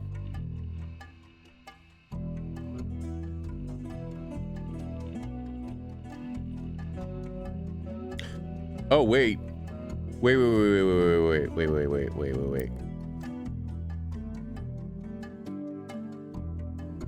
He divorced his wife due to infidelity. And they're split. The Hughes, right?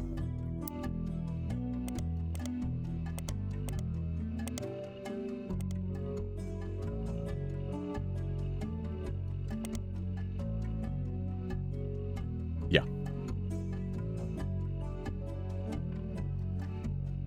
Yeah.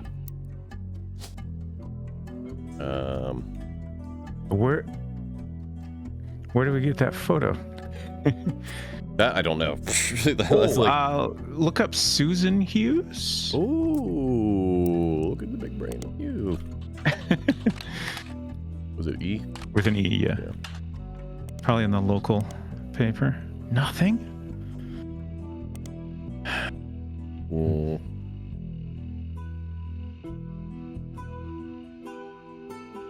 What other periodicals do we have?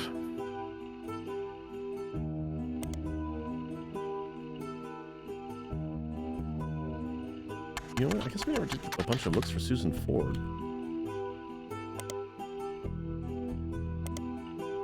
That's weird. What? That seems strange. I don't know that we ever saw her full name. Like, it was always Susie Ford or Miss Ford. Yeah. So it makes sense that we wouldn't get any results, right?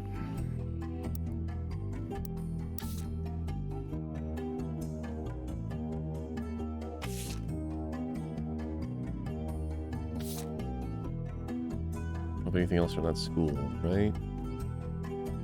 No.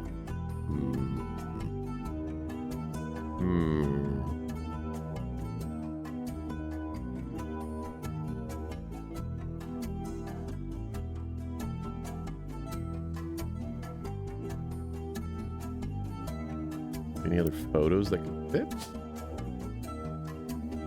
Oh. She was a translator, right? That was her job. When was the year? What was the time frame?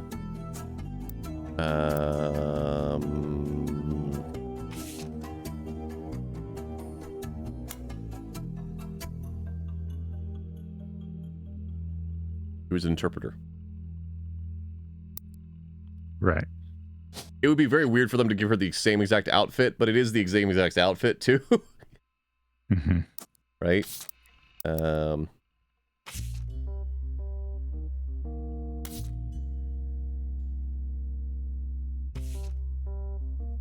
it's basically... Yeah, I think that makes sense. We'll find out later. Mm-hmm. All right. I don't know where to start for either of these. Wait, we haven't checked one of the locations, right? France? Yeah, that's correct. What? Was it France, Roottrees? Roottree, France, no S. Okay. Apparently Roottrees, France was a non-start. Pretty late in the process. After the company had already been formed. Kristen Robert. Although there couldn't be a... Lucy gave me a shout out. Great. It can't be an affair because we covered all the affairs. But once he was negotiated to take over to Roottrees, France, he's still alive. He came across an interview unrelated to Roottrees a few months ago. Seems other countries have not been immune to Roottrees mania. One of the questions seems the interviewer snuck in questions about the experience with the company at the end of 7. Trying to translate the section. He mentions Guy by first name only. The tale he tells is quite ugly. Guy, the president of Roottrees, was one of the worst men I've ever met. He approached my wife about having an affair, which she refused. He kept then insisting that this was the best way to celebrate the end of our business contract. Jesus Christ. I don't think he ever expected her to say no.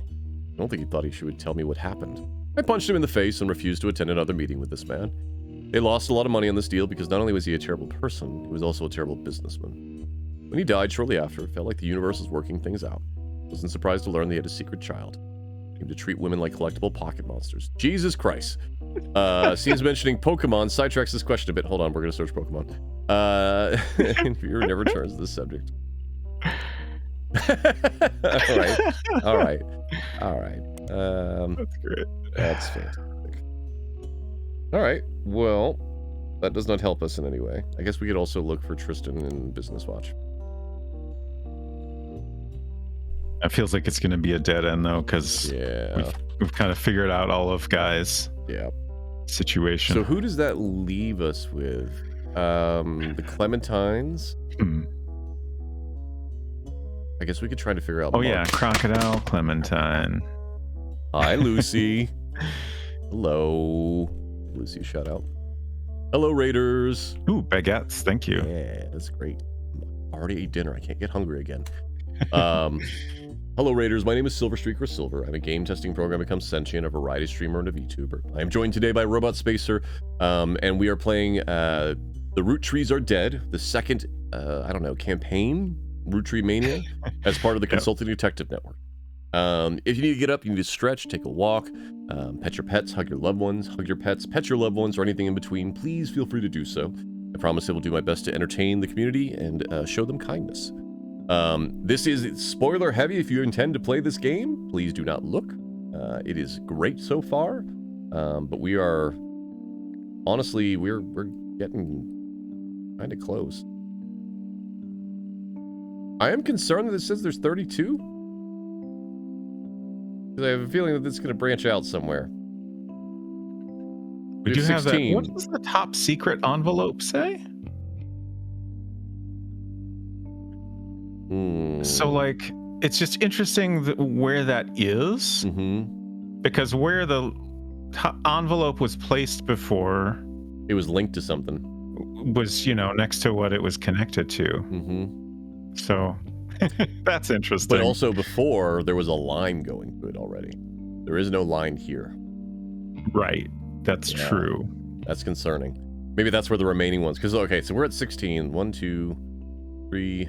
4, 5, 6, 7, 8, 9, 10, 11, 12. Would not get us to 32. So I'm wondering if the last 4 are here. We'll see. We'll see. Probably not tonight, but we'll see. Let's dig into one Mark Clementine. Yeah. We don't have anything else here. I'm very curious to... No. Okay. Yeah, we've gone through all that, I think. Ooh. The infamy list. Okay, so we've done this. We've looked at the basket baby.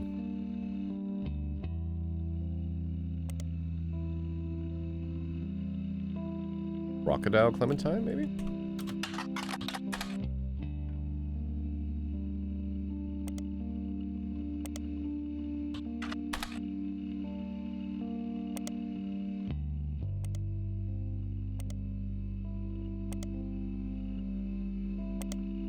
Ooh, okay. The goal was to paint a picture of the two men involved from others who knew them best. Sim's wife, Carla. They hunted down Colleen Webb, Mark's ex-wife.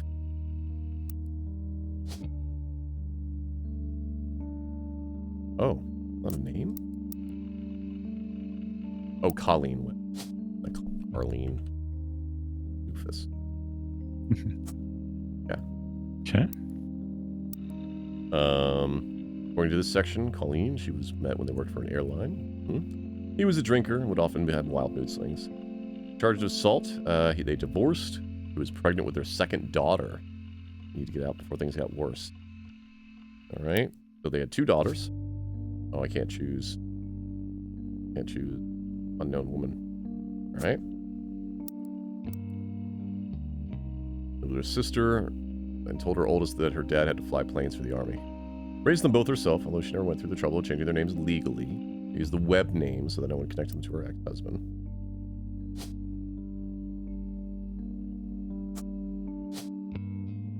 Okay. So I guess look up Colleen Webb. Yeah. Oh wait, where did they say they moved to? San Diego. Do we have anything from San Diego?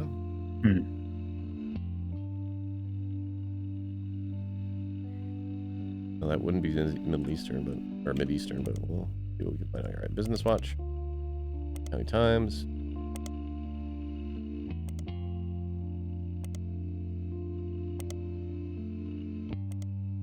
It's interesting that she doesn't.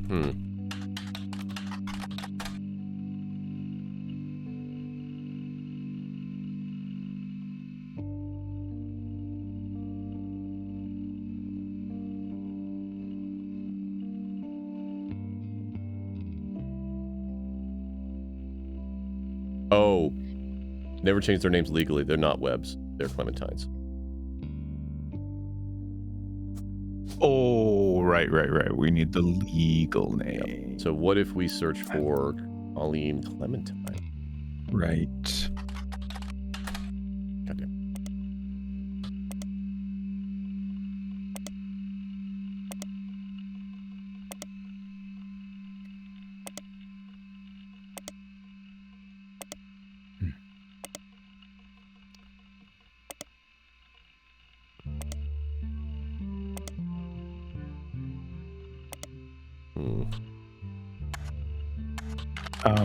Look up. Let's try looking up Carla Sims. Just seems notable that we were given that name. I'll do that in a second.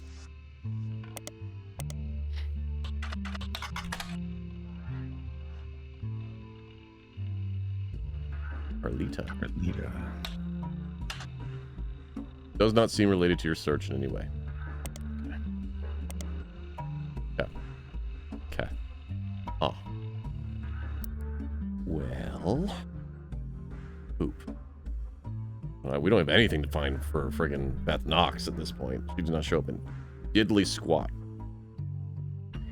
Yeah, that seems like a tricky one to know. Because it's so long ago and they did their best to cover it up. So what could we look for?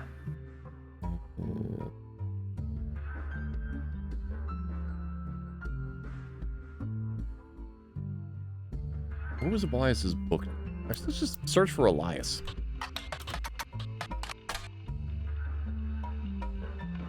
Okay. Elias's intention as a family man. Since 6 Pieces, Candy Company has placed much less of an emphasis on Elias as a historical brand-connected figure. There have also been those who argued that it was his right to decide how to split his inheritance, then he did nothing wrong. Led to some heated television exchanges. Anderson Maple Farm, only used as a popular tourist attraction during summer months when it had special tours. There was since explosion in off-season business as some religious and political groups decided to visit to show support for Elias and Gwyneth's traditional values and financial rights. This rise in support was in turn followed by pickets from gay rights activists when some particularly inflammatory organizations made their pilgrimages. Amongst all this conflict, the farm has since shut down indefinitely. Let's look at...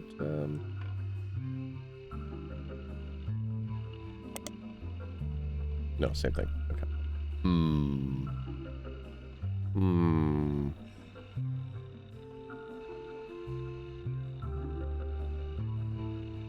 What was the last sentence on there?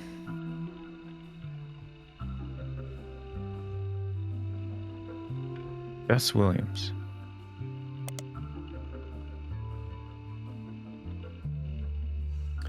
The kids have misheard or missaid Beth.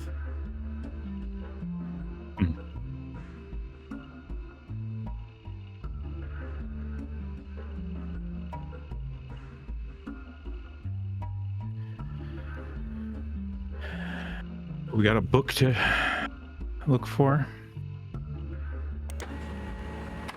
Ooh, nice. Multiple libraries in the area. According to the website, building now once is the Miami Print Museum. Oh, that's already pulled out. These hours and exhibits. The courtyards of Fountain Statue, an unknown author.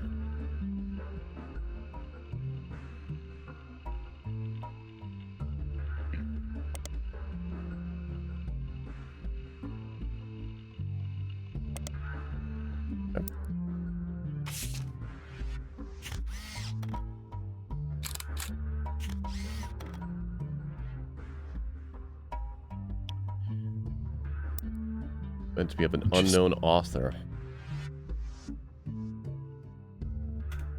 You might write propaganda of someone that you're having an affair with. Gonna throw that out there.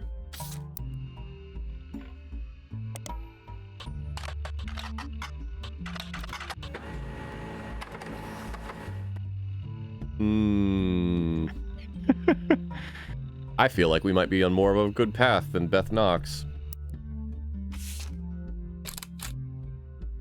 Ooh, got something in my eye. Can you read this part? Sure. The dictionary defines propaganda as information, especially of a biased or misleading nature, used to promote or publicize a particular political cause or point of view. But if they were to replace that definition with a picture, it would be a picture of this book. The book tells you nothing new about Elias, and from what you know of his true feelings towards some of his extended family, you're not sure it tells you anything true about Elias either. The reissue of this book was so lazy that they reused the family photo of Elias from Business Watch, whose copyright had expired. The best thing it has going for it is that it's only 85 pages long. I feel pretty good about those positions, but... Yeah. 1, 2, 3... Oh, nope, we don't have 4. So, okay. I still feel pretty good about that. Oh,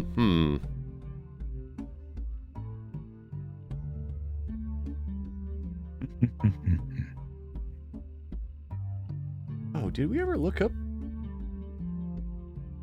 What was the name of the principal that punched Crocodile?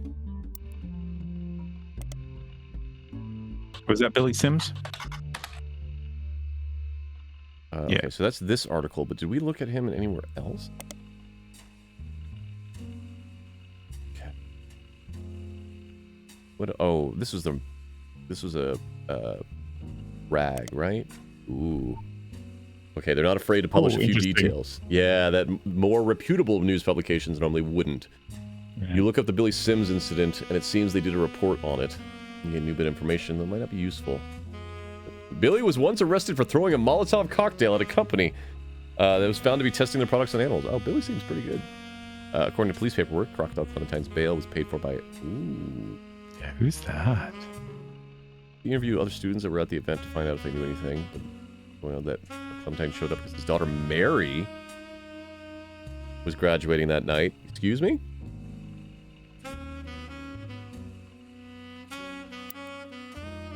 Can we search for a Mary Clementine?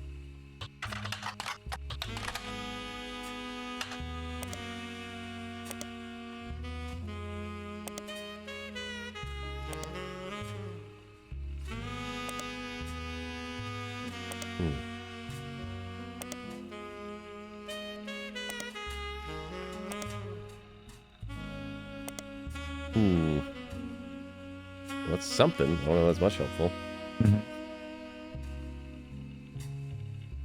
Oh, wait. But she never went by that name, right? It was, yeah.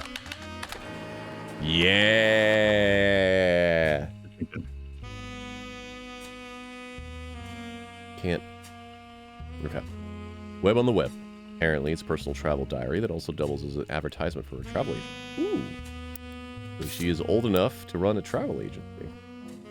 I'm going to say this is Mary. Seems like a safe bet.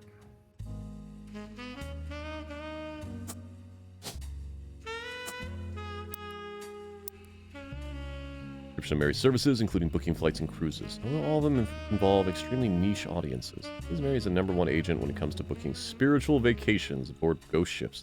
The coach travelers said to be haunted. Nice. Hey, that's kind of cool. Also, has a dedicated section for more traditional modern cruises, and they cater to specific groups such as fans of boy bands. In the diary entries, she talks about the trips she's personally taken and uses that as an opportunity to feature descriptions of amenities and excursions that the ships offer. There's pictures of ships, hotels, landmarks, places she visited. Was there a picture of Mary herself in the ship in the background? One of her diary entries actually mentions that one day the day the photos were taken. She was following the ship part day San Diego with professional photographer she knows. The photo of Mary added to your evidence. Great.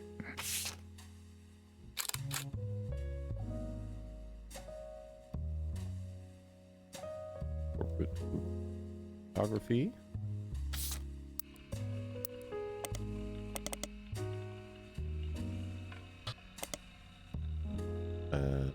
Hotel no longer exists. IRC chat logs, yeah! Cited personal page of members of an IRC photography channel. Been since '93. Val, the former head of photography, did Q&A with their users, taking pictures for promotional material. Most of the questions were pretty technical. It only seems irrelevant, but generally go over your head. One of the questions mentions that Val was on the cover of Telephoto and asked about Iraq.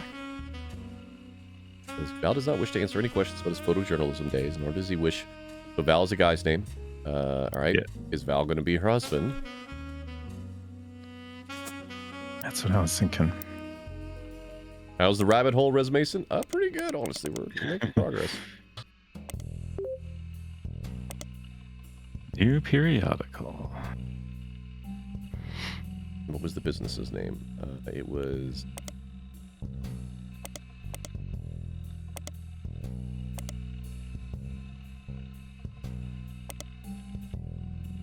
Name.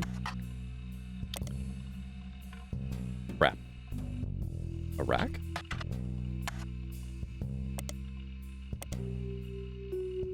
I don't know what we would search for without the full name. Corporate commission. Why couldn't you name your company after yourself or something? LBP?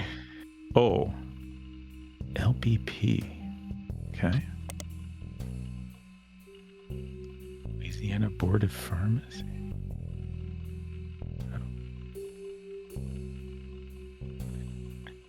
Lincoln Baby Photography? Yeah. He's a solid lead, as mentions Val, is award-winning photographer. Beacon, New York. Val Lincoln. All right. All right. Yes. Great.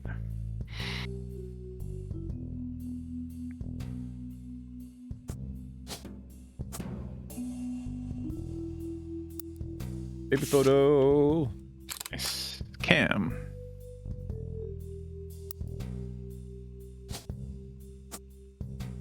Occupation photographer. Baby.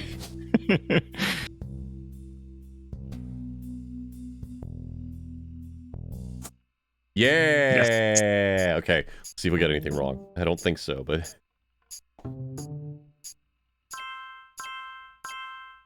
Nice. That means we have Mary wrong. Ooh.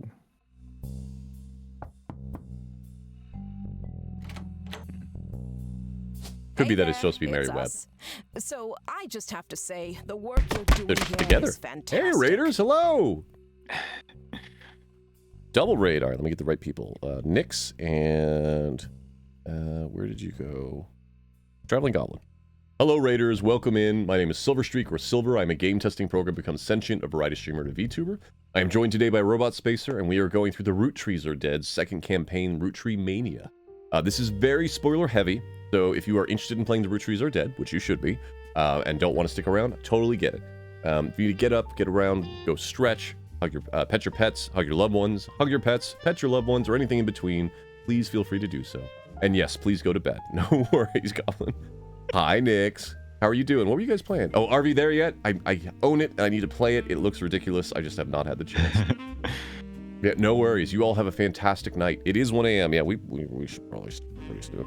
I have something I have to do early tomorrow, but we're gonna keep going. Oh no. Yeah, we're gonna keep going for a little while. At least as long as you got attacked by an alligator. I didn't know there were alligators in that game. Last I heard, there were bears. Well, hopefully you survived. Now I'm really concerned about who, because it's her daughter, right? So, huh.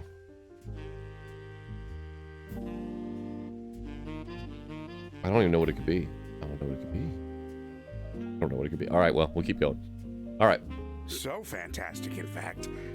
There goes Clark. Always the bad cop. Well, our law firm, Ruby Legal Enterprises, is having trouble keeping up. Uh-oh. They're actually begging us to stop submitting new Roottrees. They said it's getting difficult to verify your progress. Well, consider that a good thing. I told Clark you'd get results. She says that like I didn't believe her.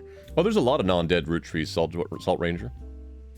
Regardless, the bad news is it's going to take 5 potential tree additions before anyone walks in from now on. Good luck. How dare. And keep up the good work. I think there's only 5 left, though, right? No, there's 7. Wait, how did that work, then? 1, 2, 3, 4, 7, 8, 9. Yeah, 8, 9. I counted 10. You got 2 there. Oh, because this one's not confirmed. Yeah. Could her name not be What Mary? is wrong there? It's gotta be, though, right?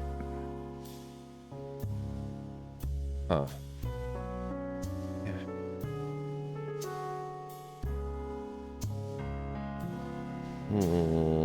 One thought I had was that maybe, like, it sounded like maybe she owned the travel agency.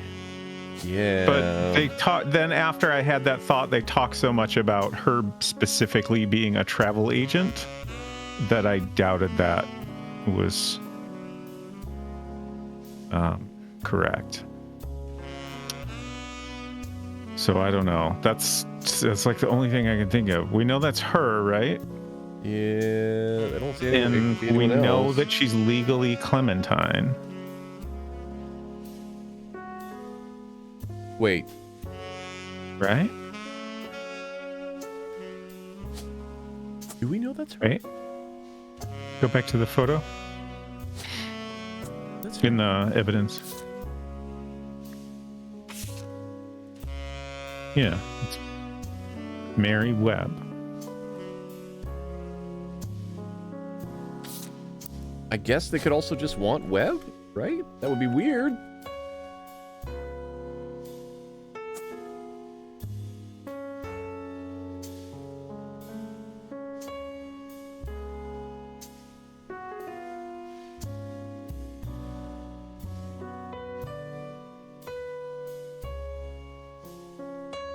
I don't know. That doesn't make sense to me.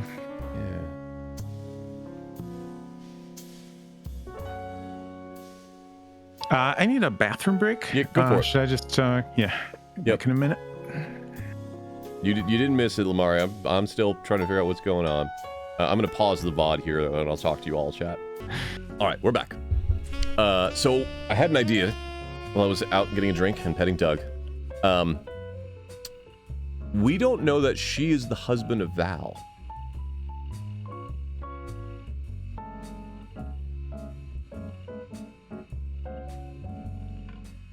She could be the other sister. Right. Okay. So, like, she could be here. Okay.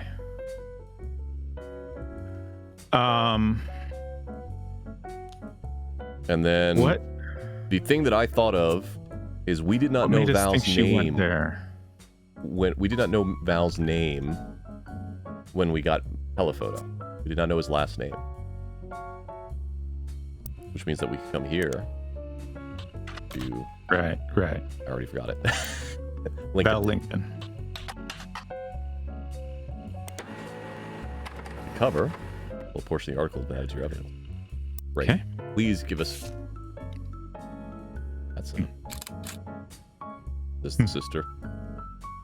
Telephoto is a photography magazine. This 1992 issue focuses on the photos of Val Lincoln, photographer who went overseas during Desert Storm.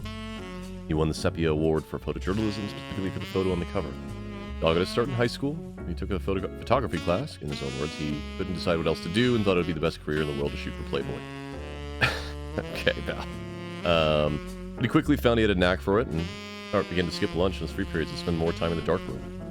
After graduating, tried to pivot to landscape photography, but didn't have a passion for it. Work much better when I'm trying to tell the story of a person or an object. He got lucky when a photographer mentor of who was going overseas to cover a war decided to take a chance on him. Most people wouldn't call it lucky to go to an active war zone for no pay. He bought my plane tickets, all my meals, and even pulled some strings so we could rush my passport. Someone that never had a real job, or even left California, was a hell of a break. I was only 19, Jesus, and shot the photo that won him the award the third night he was there. The photo depicts Lisa Clementine. About to say, there's a Clementine name tag on the jacket. Who lost an arm in the Operation Desert Saber. According to the article, women were not subject to direct combat. Well, that seems like bullshit. Lisa was in a vehicle at a time. The vehicle had to pull over suddenly when the road ahead was partially destroyed, and she and a fellow soldier were severely injured by a landmine. Val says, I ran into Lisa just after surgery and took this picture. Then, until she shipped out, I kept finding excuses to go back and take more pictures of her. I guess it was fate, because that's the photo that won me the award, got me into your magazine, and also led to my engagement. Just this week, or earlier this week, she agreed to become Miss Lincoln. Great. Great. But that's definitely not her job. Web. Yep, thank you. So can we search Lisa Clementine? Or Lisa Lincoln, I guess. Yeah, that seems more likely.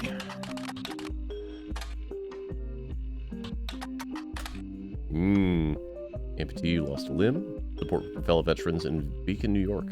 He makes another appearance, listed as professor at West Point, a military college. He uses classes that contribute to their environmental engineering major. Interesting. Short biography of the staff page has mentioned he had a passion for the military from a young age due to erroneously believing that a family member was an Air Force pilot. Oh no. That sucks. When she later learned that was untrue, her passion remained and she joined the ROTC in high school. From there, she enlisted. So, okay, West Point for a few years ago. So that's her most recent job. She's a teacher? Professor. Professor. Great. I feel good about that. Yes, I think those are definitely correct now. Now what the hell do we do here? I don't know. I guess let's Bess Williams? Yeah, like we haven't thoroughly searched Bess Williams, I think. Yeah.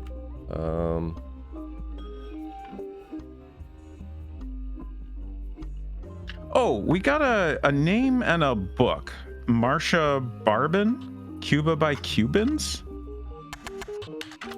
I wasn't sure. First glance, it doesn't seem. I'm gonna say at first glance, I don't know that I believe you. Yeah.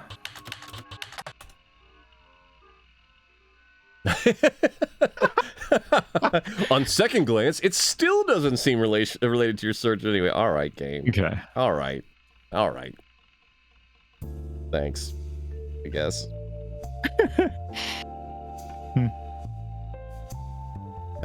Where was the article about her?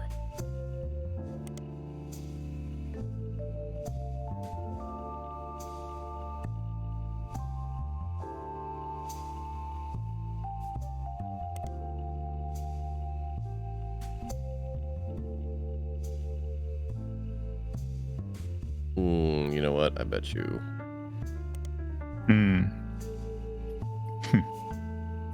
Oh, Miami Mercury Sunday.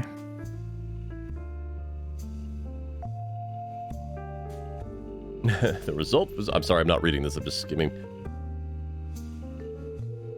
Type the longest title. Oh, with the newspaper, not the actual name. Oh wait, if it was a merger, what about? Okay, we discovered every periodical, so we're at least there. Hooray! So can we search this for Bess Williams? Yeah. Mentions Bess' young son, now an orphan.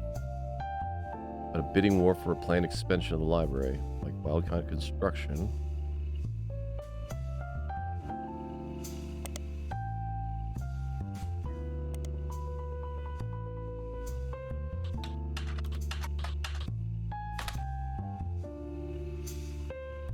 Frank Wildcat Williams. Oh. What was Bill's name? Wild Bill. Wild Bill. Not Wildcat. Yeah. So, Williams left Florida in 41 as a construction worker and returned a hero. Won the Navy Cross for his bravery and sacrifice, having carried a fellow soldier to safety under heavy Nazi fires. Hi, fuck Nazis. Now, his wife, Ophelia, you want to write Frank Williams and Ophelia? Yeah, I got Frank already. Okay, are carrying his fellow soldiers through tough times at home. Wildcat Construction is Frank's company, focused on creating opportunities for soldier, finding difficulty getting back to normal. Ophelia has handled outreach to the wives of local veterans who are often able to provide insight into their husband's needs and conditions. She has, through such outreach, found 13 veterans of the war to serve as Frank's employee. Community support has been unendingly and overwhelmingly positive. It's gotten to the point where if Frank bids on a project, other local companies have decided to step back and let his soldiers handle it. This has become quite a bit of a sore spot for local politicians and business owners, as the bids are often not as low as they expected. The problem for them is essentially Frank has a selective monopoly, but any attempt to circumvent it has caused uproar and accusations of being un-American. It's uncertain what will become of Wildcat Construction, but at least now we're rooting for them. Alright, so what if I search for Frank Cat Williams? Rooting for them, you say? Frank Wildcat Williams. Hold on, let me actually get that name in there before we go any further. Her son. And then Ophelia. Construction. That's right. 96 at 74. Retirement community in Sweetwater, Florida. An obituary on the website of a local news channel that was written by the surviving family also sheds light on some of his personal life. He grew up an orphan because his family died in a hurricane when he was young. He barely remembered his mother, had no memory of his father. We know why. After the war, he ran a construction company that mainly hired World War II vets and did a lot of jobs in and around the greater Miami area. He was a born joker and shining light to those veterans who needed it. What? Sorry, I was just looking ahead. Oh, okay. The anecdote mentions his wife had the same last name. That's funny.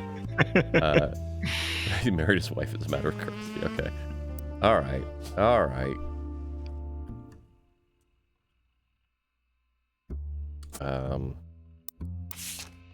Photos attached of Frank in his youth, juggling hammers in front of one of the construction sites. He was known to do. Barb and Sharon Williams. Okay. Oh, all right. So these are both Williams.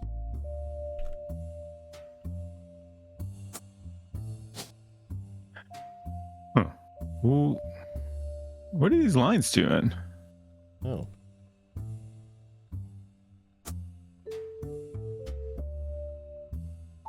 Well, we have a name just filled in? Okay, so one of them was John Doe. Oh, we just don't know. One of them was... Oh, wait. Did this guy marry each of the Williams daughters? All right, we'll come back to that. I think what's happening here is... Well, no, they just mentioned 2 daughters. Mm-hmm. Like the icon above there is a hand, so that's adoption. Oh, okay. So she was adopted, she was not. But both of them apparently were in a relationship with John Doe. We'll come back to that. Yeah, I don't know. I'm confused. All right, well, what's the photo that we got? He's juggling hammers. The photo from there. All right. Nope. That. We got 1, 2, 3. That's 3. We need 5, right? Yep. So the names were Barb and Sharon Williams. All right. So Barb Williams and Sharon Williams. Where is this? Motivational speaker. Services she offers. Coconut Grove.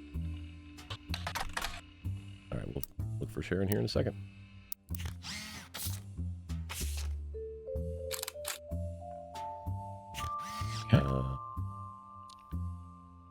And I look up WQTV. Yep.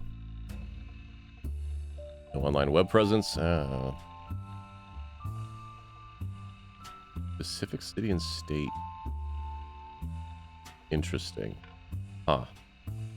Okay. Well, we have all the periodicals. So this would be in Florida. So can we search in the Miami Mercury? Nope. All right. Wait.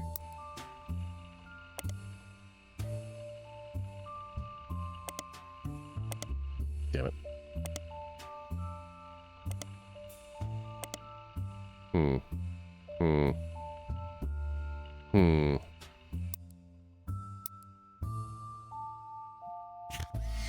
What about Greta Jones? Search for Greta Jones in the Miami.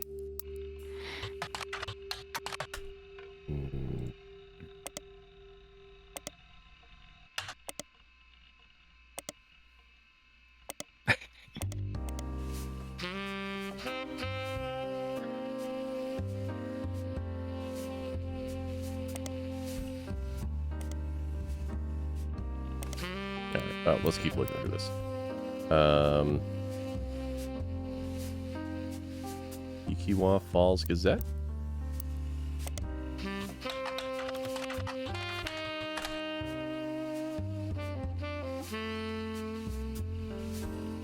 Oh. Chris Elmsworth has invented a small-town newspaper as a conceptual art piece. Online articles about small restaurant shows and other tourist attractions across the U.S. It's strange that amongst the articles detailing real locations are occasional stories that present outlandish, inflammatory concepts in extremely mundane ways. For example, on the homepage right now is an article entitled "Mermaids Strike Back Against Lobster Farms." Maine has been unionized in better benefits. Sure. No. Okay. Interesting. All right. Well, Benton County? Or wait, Isabel Crosby.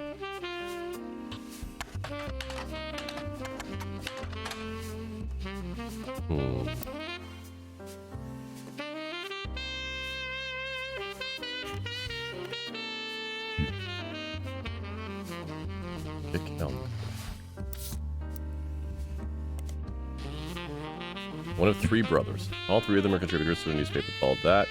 Focus on the southeast U.S., which would make sense, Miami. All the articles he's written are archived on his site, including the long-form version of a review for Barb Williams' motivational show from 1997. According to Victor, he's seen Barb talk more than once. On the occasion, Barb's talk was at a very large church, and it was clear she was an expert at matching the presentation of her concepts for any particular crowd. She received a standing ovation. Barb started with a story about loss, specifically the loss of a bicyclist who had been hit by a car.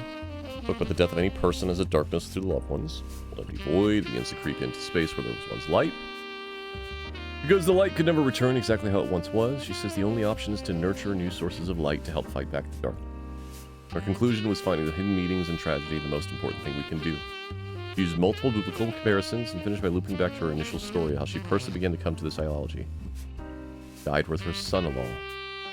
And Lanes Across America charity was created to newfound darkness her daughter experienced. So, she is probably on this branch. Right? Son-in-law. So probably this? Wait. Hold on, this doesn't make any sense.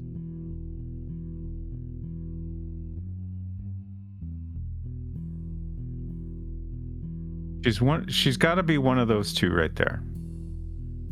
Yeah, but what doesn't make sense here is this person is not separated from anybody and is married to two people. Oh,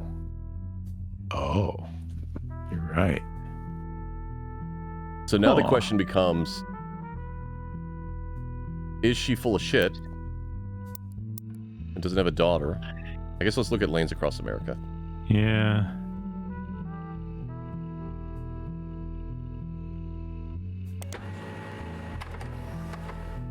The pages of news articles. LAA was founded after the death of Drew Smith.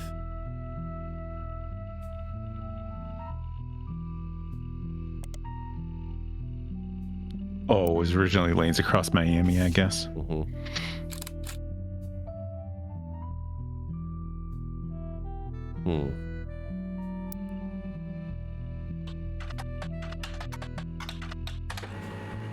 Nice.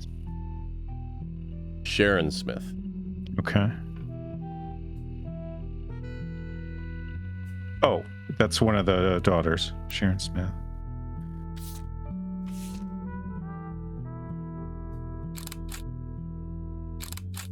Who's? Okay.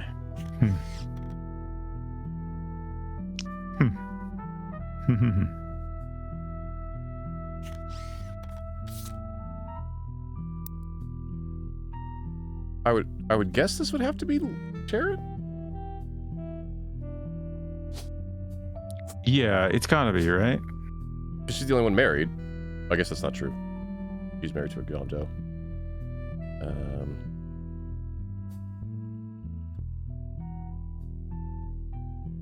What's going on over here?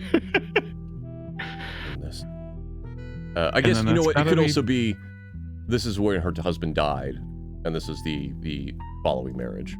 But no, we've had that up above where someone died and they got an X. Do we? Because, go over to the right. Yeah, right there. No, they've divorced. Oh, they split up. Yeah. I swear there was someone that died somewhere.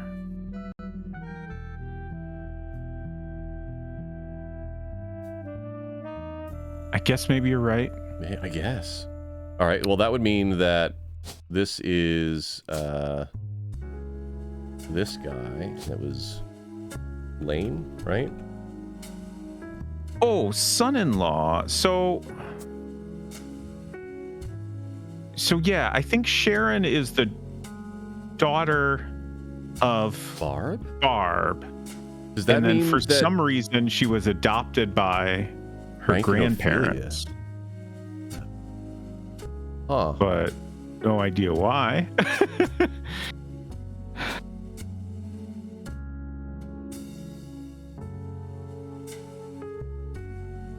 What would that? And then the son-in-law was Drew Smith. Yeah. Oh, you're trying to figure out what best fits motivational speaker. Mm-hmm. I guess preacher? Public speaker? Aha. That's what I'd go with.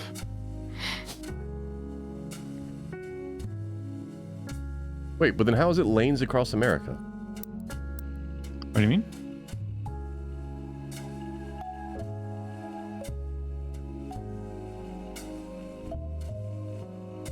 Okay. The death of her husband. What was her original name? Was Williams then? Yeah.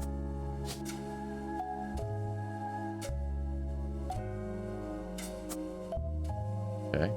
Would that have been 5? 1, 2, 3. Wait. No. No. It would have been our 4th. But what would be Sharon Smith's occupation? Oh, we're missing her occupation. It's also only 4. We need 5.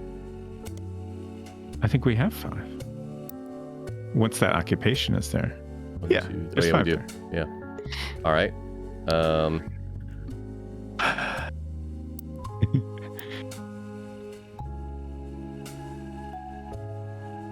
So Sharon and some other board members. So she was a board member of Lanes Across Miami. I don't know if that.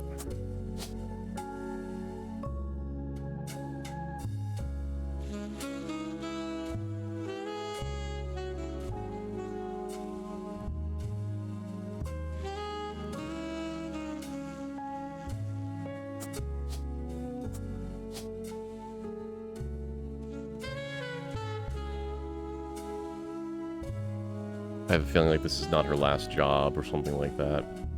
Yeah. I think we're do some missing searching. info. Williams.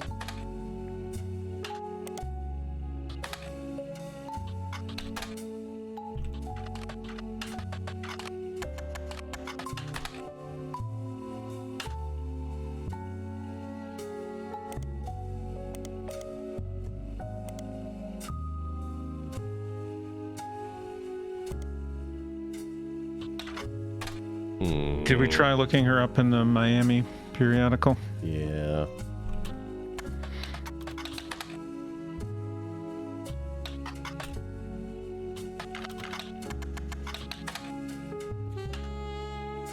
Andrew Smith, maybe? Oh, good call.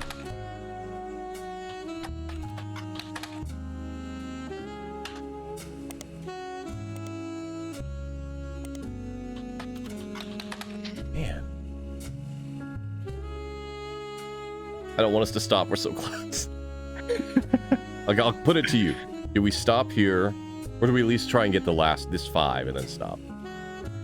I mean, I'm fine with whatever. I'm also fine. If you've got something in the morning, I'm fine with stopping whenever. Be happy to do a short stream to finish things up anytime. No, we can do this. We can do this.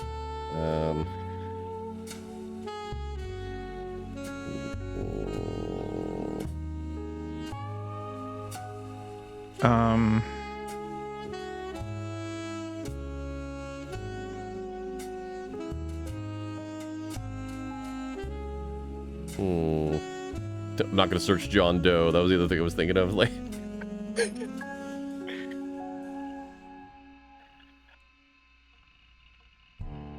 what does that photo have any other?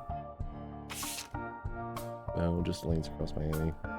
Who are the other people? So that's Sharon and Drew in the middle, right? Yeah. And then is this Greta? As her bridesmaid, like the. I have no idea. Also, I find it really weird that it's calling out this. Yeah. Is this a place? Is this a real place? Springfield? Springfield, Effingham County?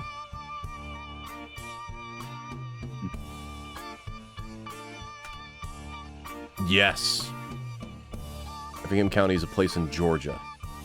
And Springfield is a place there. I was going to suggest doing a web search for either Springfield or Effingham. We did. Yeah. Oh, thanks.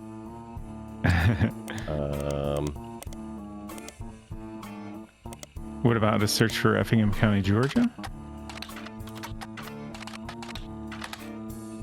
Oh, that's what you just did. Okay, yeah. Okay. Springfield? Ooh. Okay. Ooh, Greta Flores. Ah, Greta Flores. Used to go by before her divorce. Okay. But compared to the ordeal you've gone through to simply figure out her current name, it's way easier than you expect to find out that she has a website for her accomplishments.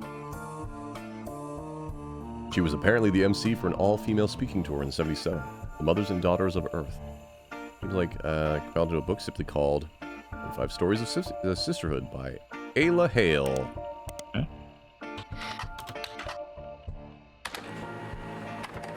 Nice. Oh, Beautybrat.txt. I'm going to give you this one. Barb Williams had the transcript of a story she told on stage published in a book. The first part of her story focuses on two 16-year-old girls. My sister, Sherry, was a brat, always sulking, often disobedient, never on time.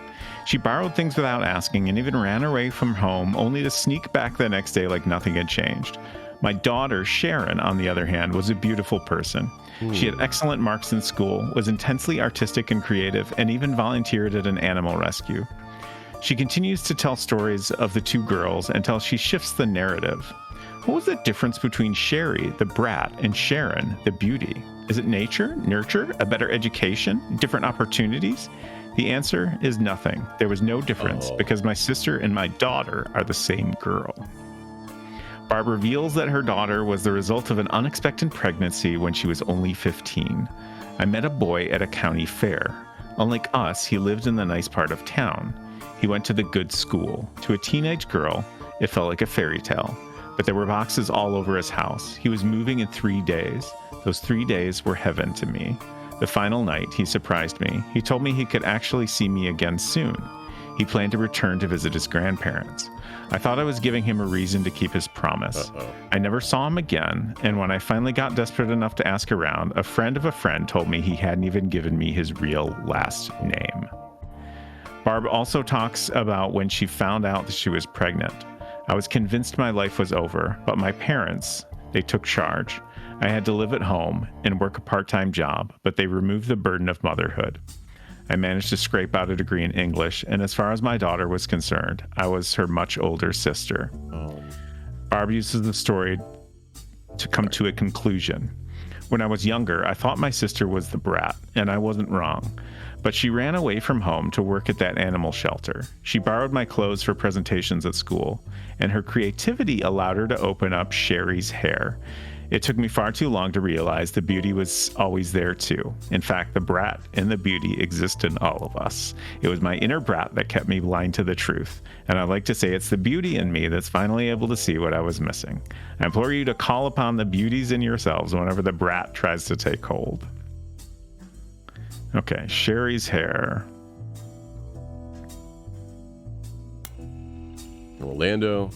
I'm not going to try to pronounce that. Sherry is a large fan, and on weekends can bring the style of Brittany, Christina, or even Rachel to your door.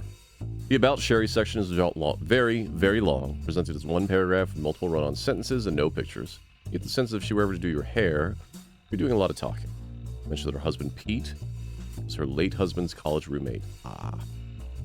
She and he never spent any significant time together until she became a widow. They built a charity together. Gotcha. I'm going to say that other picture is Pete. Yeah. And we know his name now. I don't know how to pronounce it, but we know his name. Yeah. And she's now a hairdresser? Yep. Yes.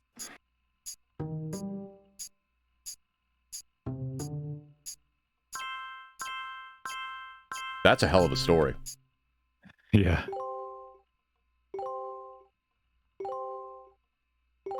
Yastrzemski, I think? Sounds believable. And that would mean this is her picture. Yes. All right, so she has 3 kids. Tony, Mark, and Cricket. Her oldest, Tony. Thank you. Which would be from her first marriage, and it is left to right. And his birth name would be Smith. Apparently his first name is not Tony. Anthony. Thank you.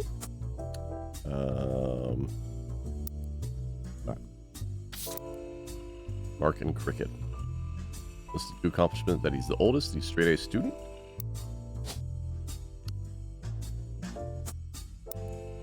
Mark, on the other hand, has multiple basketball accomplishments listed. Apparently, his Little League team is nationally recognized. All right.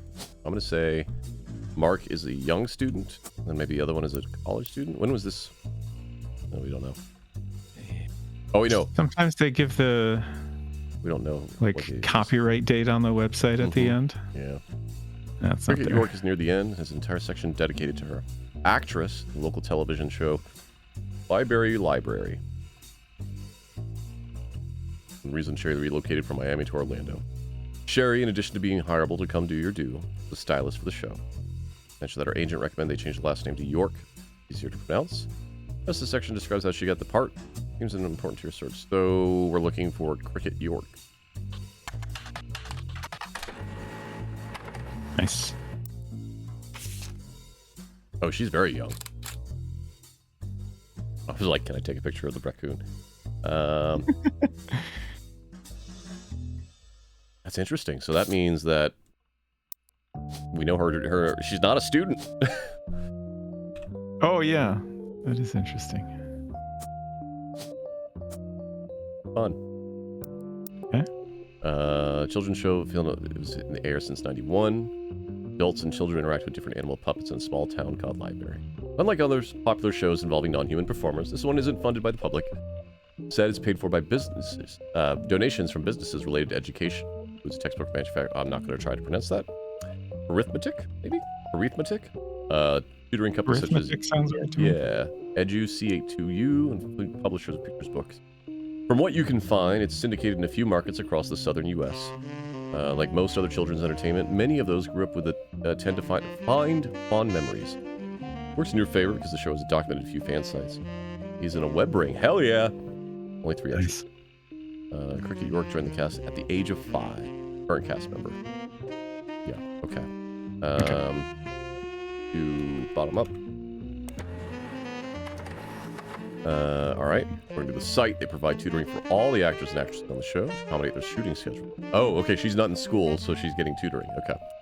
Who does Cricket York, whose little brothers are ready to learn from one of our talented tutors. You don't find much else about them. Well, it seems to be a small subsection, deeply unsettled by the company's logo, which would appear after the credits in the episode. Huh. Demon doll. What?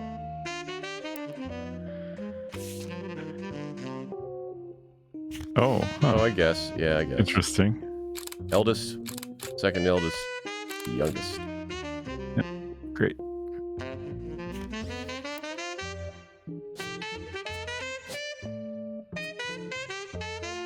So that would mean that this is...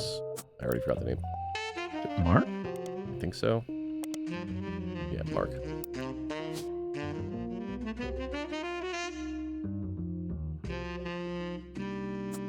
All right. That entire branch is done. I guess we'll get another photo of Cricket at some point, but... Well, we just got it, right? All right, yeah. Yep, we just did. Unfortunately... That means we gotta figure out this. I don't. I don't know.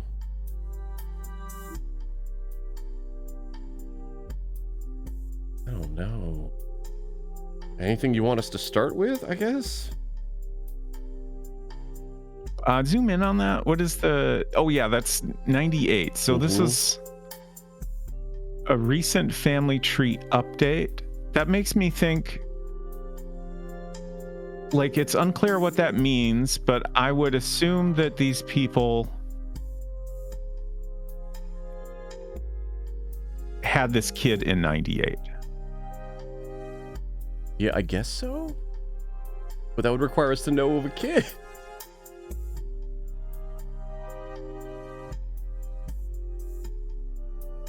Are there... let's look at our... Wait. Someone was pregnant, right? Who's pregnant? Oh. Who was pregnant? Look at the photo. Oh, Stephanie. Stephanie. Okay, yes. Let's. Yes. Did she? She was in Politician. Stephanie Jones. Nice. Baby photo. Hell yes. Newborn girl. All right, back to here. Santa hat. Yes. Named after her grandmother. Born the night before Christmas. Clara Jones, we think? Okay.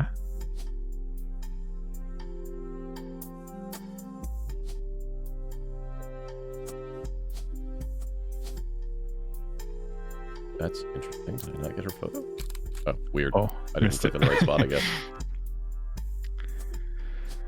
Def Control.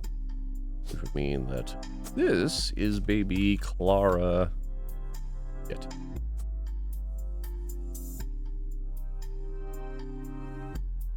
Mother? Yeah. Grandmother Clara. Is it something the other way around? Show that text again.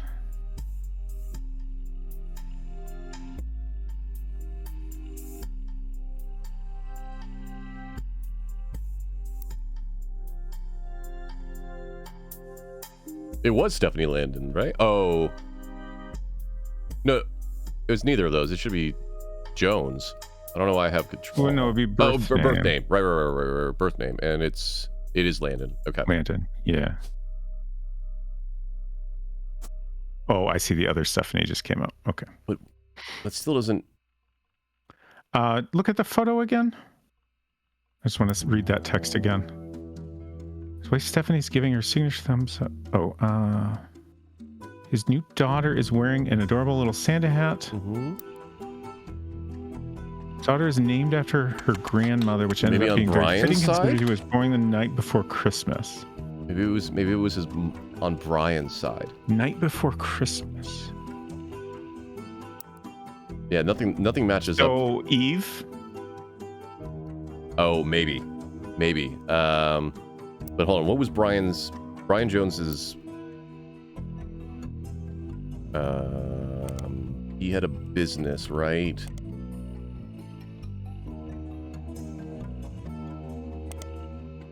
Jones Graphics and Print. Okay. 20 years.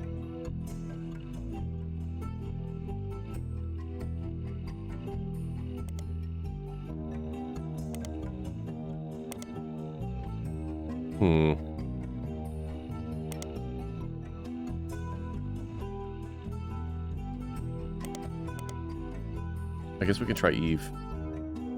I feel like it's got to be Eve or like something Christmas related. Yeah, let's look.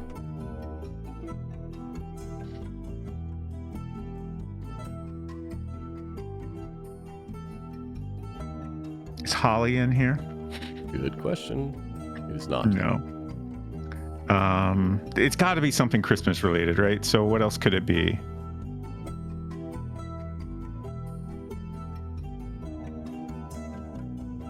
Carol is a good thought. Do we have a Carol? We do. Occupation baby. Yeah. Her mother's name, Carol? It was Clara. That's not close to the grandmother's name. It must be on the father's side, I guess. Yeah, I think it's got to be on the father's side. Shit. But that's not right. Oh, wait. Something's wrong. Oh, we didn't get her occupation in. Yes! Yeah! We have 2 more to figure out. Yeah. This is a problem.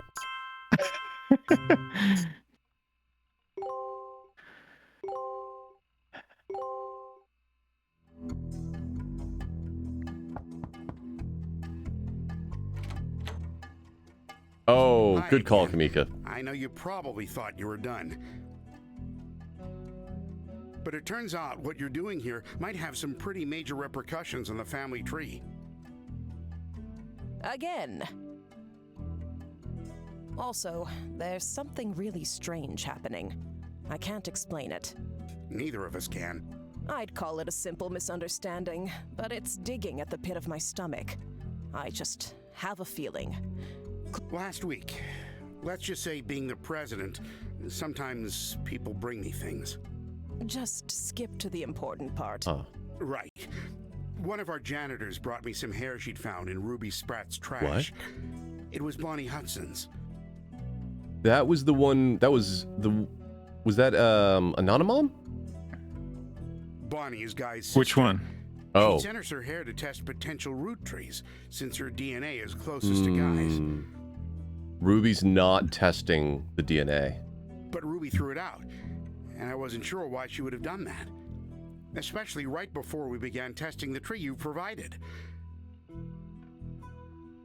When I asked, she told me she thought the samples needed to be fresh every time they did a test. It seems really odd. Ruby was the one who convinced us to do DNA testing in the first place.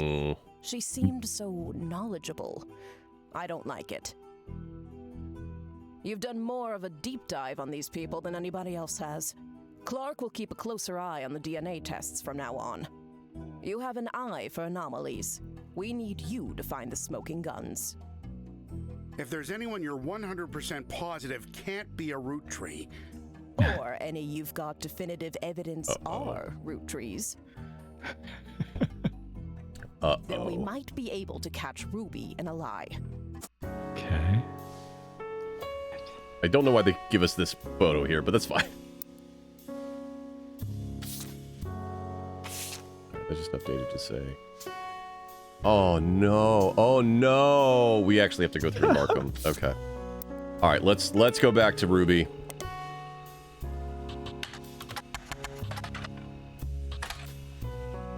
She sees the Ruby Legal Enterprises, went to Mid-Eastern University.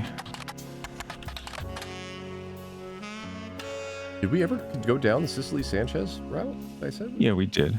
Did? Yeah, that led us to Pico T, sorry. Who did we? And Big Sass Seabass. She was an author. Right. Which. Okay. So if we go here and look up.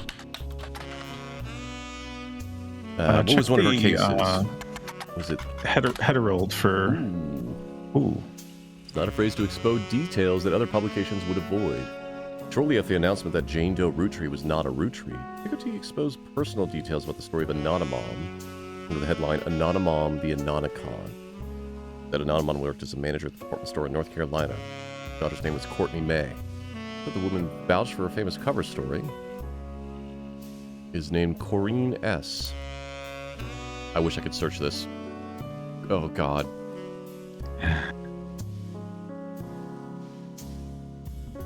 Alright, we'll come back. And that she had filed for bankruptcy. The article speculates that Anonymon and Corinne were in on it together and speculates they might have been lovers. Okay. Ooh.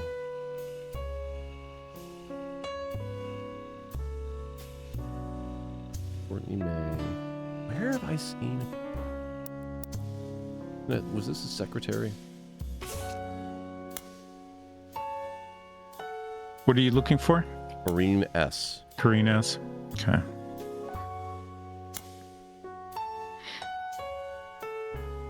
Corinne Schwartz.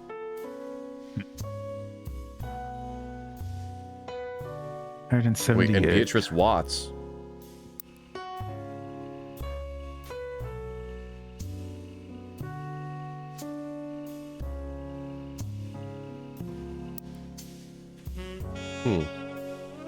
What about Beatrice Watts? Do we not see her names? No. Okay. So why would... When did they leave the company? Yeah, I was wondering that. They both left the same time. And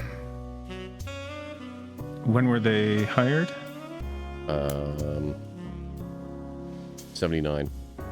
No, 78. So just 78. 2 years. Okay. Yeah. All right. Well, let's start doing some searching. So, can I see the tree? I'm curious, like, what has changed on the tree? Nothing. No, we have a new section now. Oh. You have 13 possible root trees left to identify. Oh, no. Oh, God, what? Well, I think they mean if they are or are not root trees. We have to go through and click on these. Oh, okay, Yeah. so got it. Okay. So... Okay, all right. I don't want to lose this train of thought. All right, Corinne Schwartz. Wait, can we just pause for a second? Go for it. Yeah. I feel like I'm confused about something. Mm-hmm. Like, we've already locked in everyone's connection to a root tree, right? We have locked in potential connections to root trees, right? We know that these are affairs, but we don't know if these are actually the kids unless we can prove a solid link, right?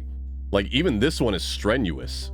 We're gonna have to do some digging.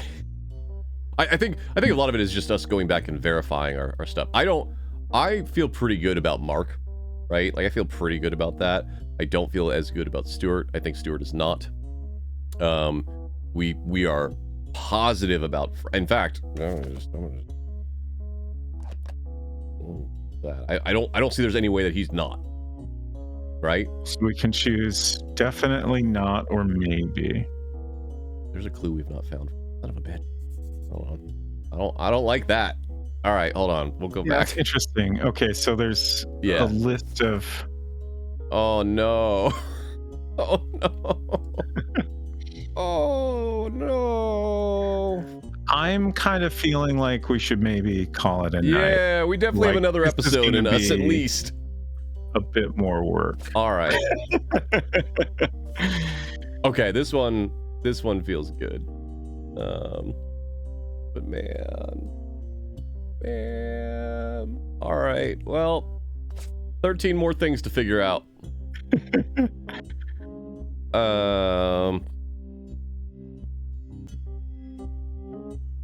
And then I feel like this is going to be Sam and Where Clark. are these lines coming from? Where's that line coming from? Oh, this is another guy. Okay. Oh, yeah, Killing that's this not who I thought person it was is gonna be. optional. Fascinating. Oh wait, these are probably Anonymom. This is probably Corrine and yeah. Yeah. If they are Roottrees, I guess. Right. Okay, Corinne Schwartz. We need to dig into, and what was the other one? It was the other one that quit. Courtney May. Or Courtney May is the other daughter Beatrice Watts? of Beatrice Watts. So it'd be. Right. Let me actually just make sure that I'm not losing my mind. It would be Courtney May. Yeah. Okay. So we definitely need to dig into this next time. And then Beatrice Watts is probably Anonymom, I guess? Yeah, that'd be my bet. Yeah. Yeah. Because look, under the headline, the true story of Jane. Mhm. Yeah. Okay. All right. Man, I thought we were so close. Okay, that's fine. I'm excited to keep digging into this. This is very, very fun. Yes. Also, now that they're kind of like, hey, this is gonna get you need to find some stuff. This is gonna get tough. Oh, I don't like that. That's an option. Might be a root tree, but it's impossible to solve. I don't like that option. All right. Also, I feel like because of what they're saying, we have to find definitive links, which probably means we have to fill all this stuff out. Well, we can select that bonus photo now. Oh, we could. Yes, we could. What was her name? Cricket? Great. Okay. That's gonna be an interesting episode next week.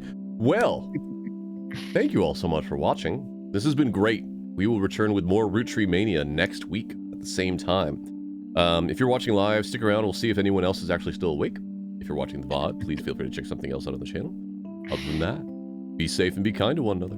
Bye-bye. Bye.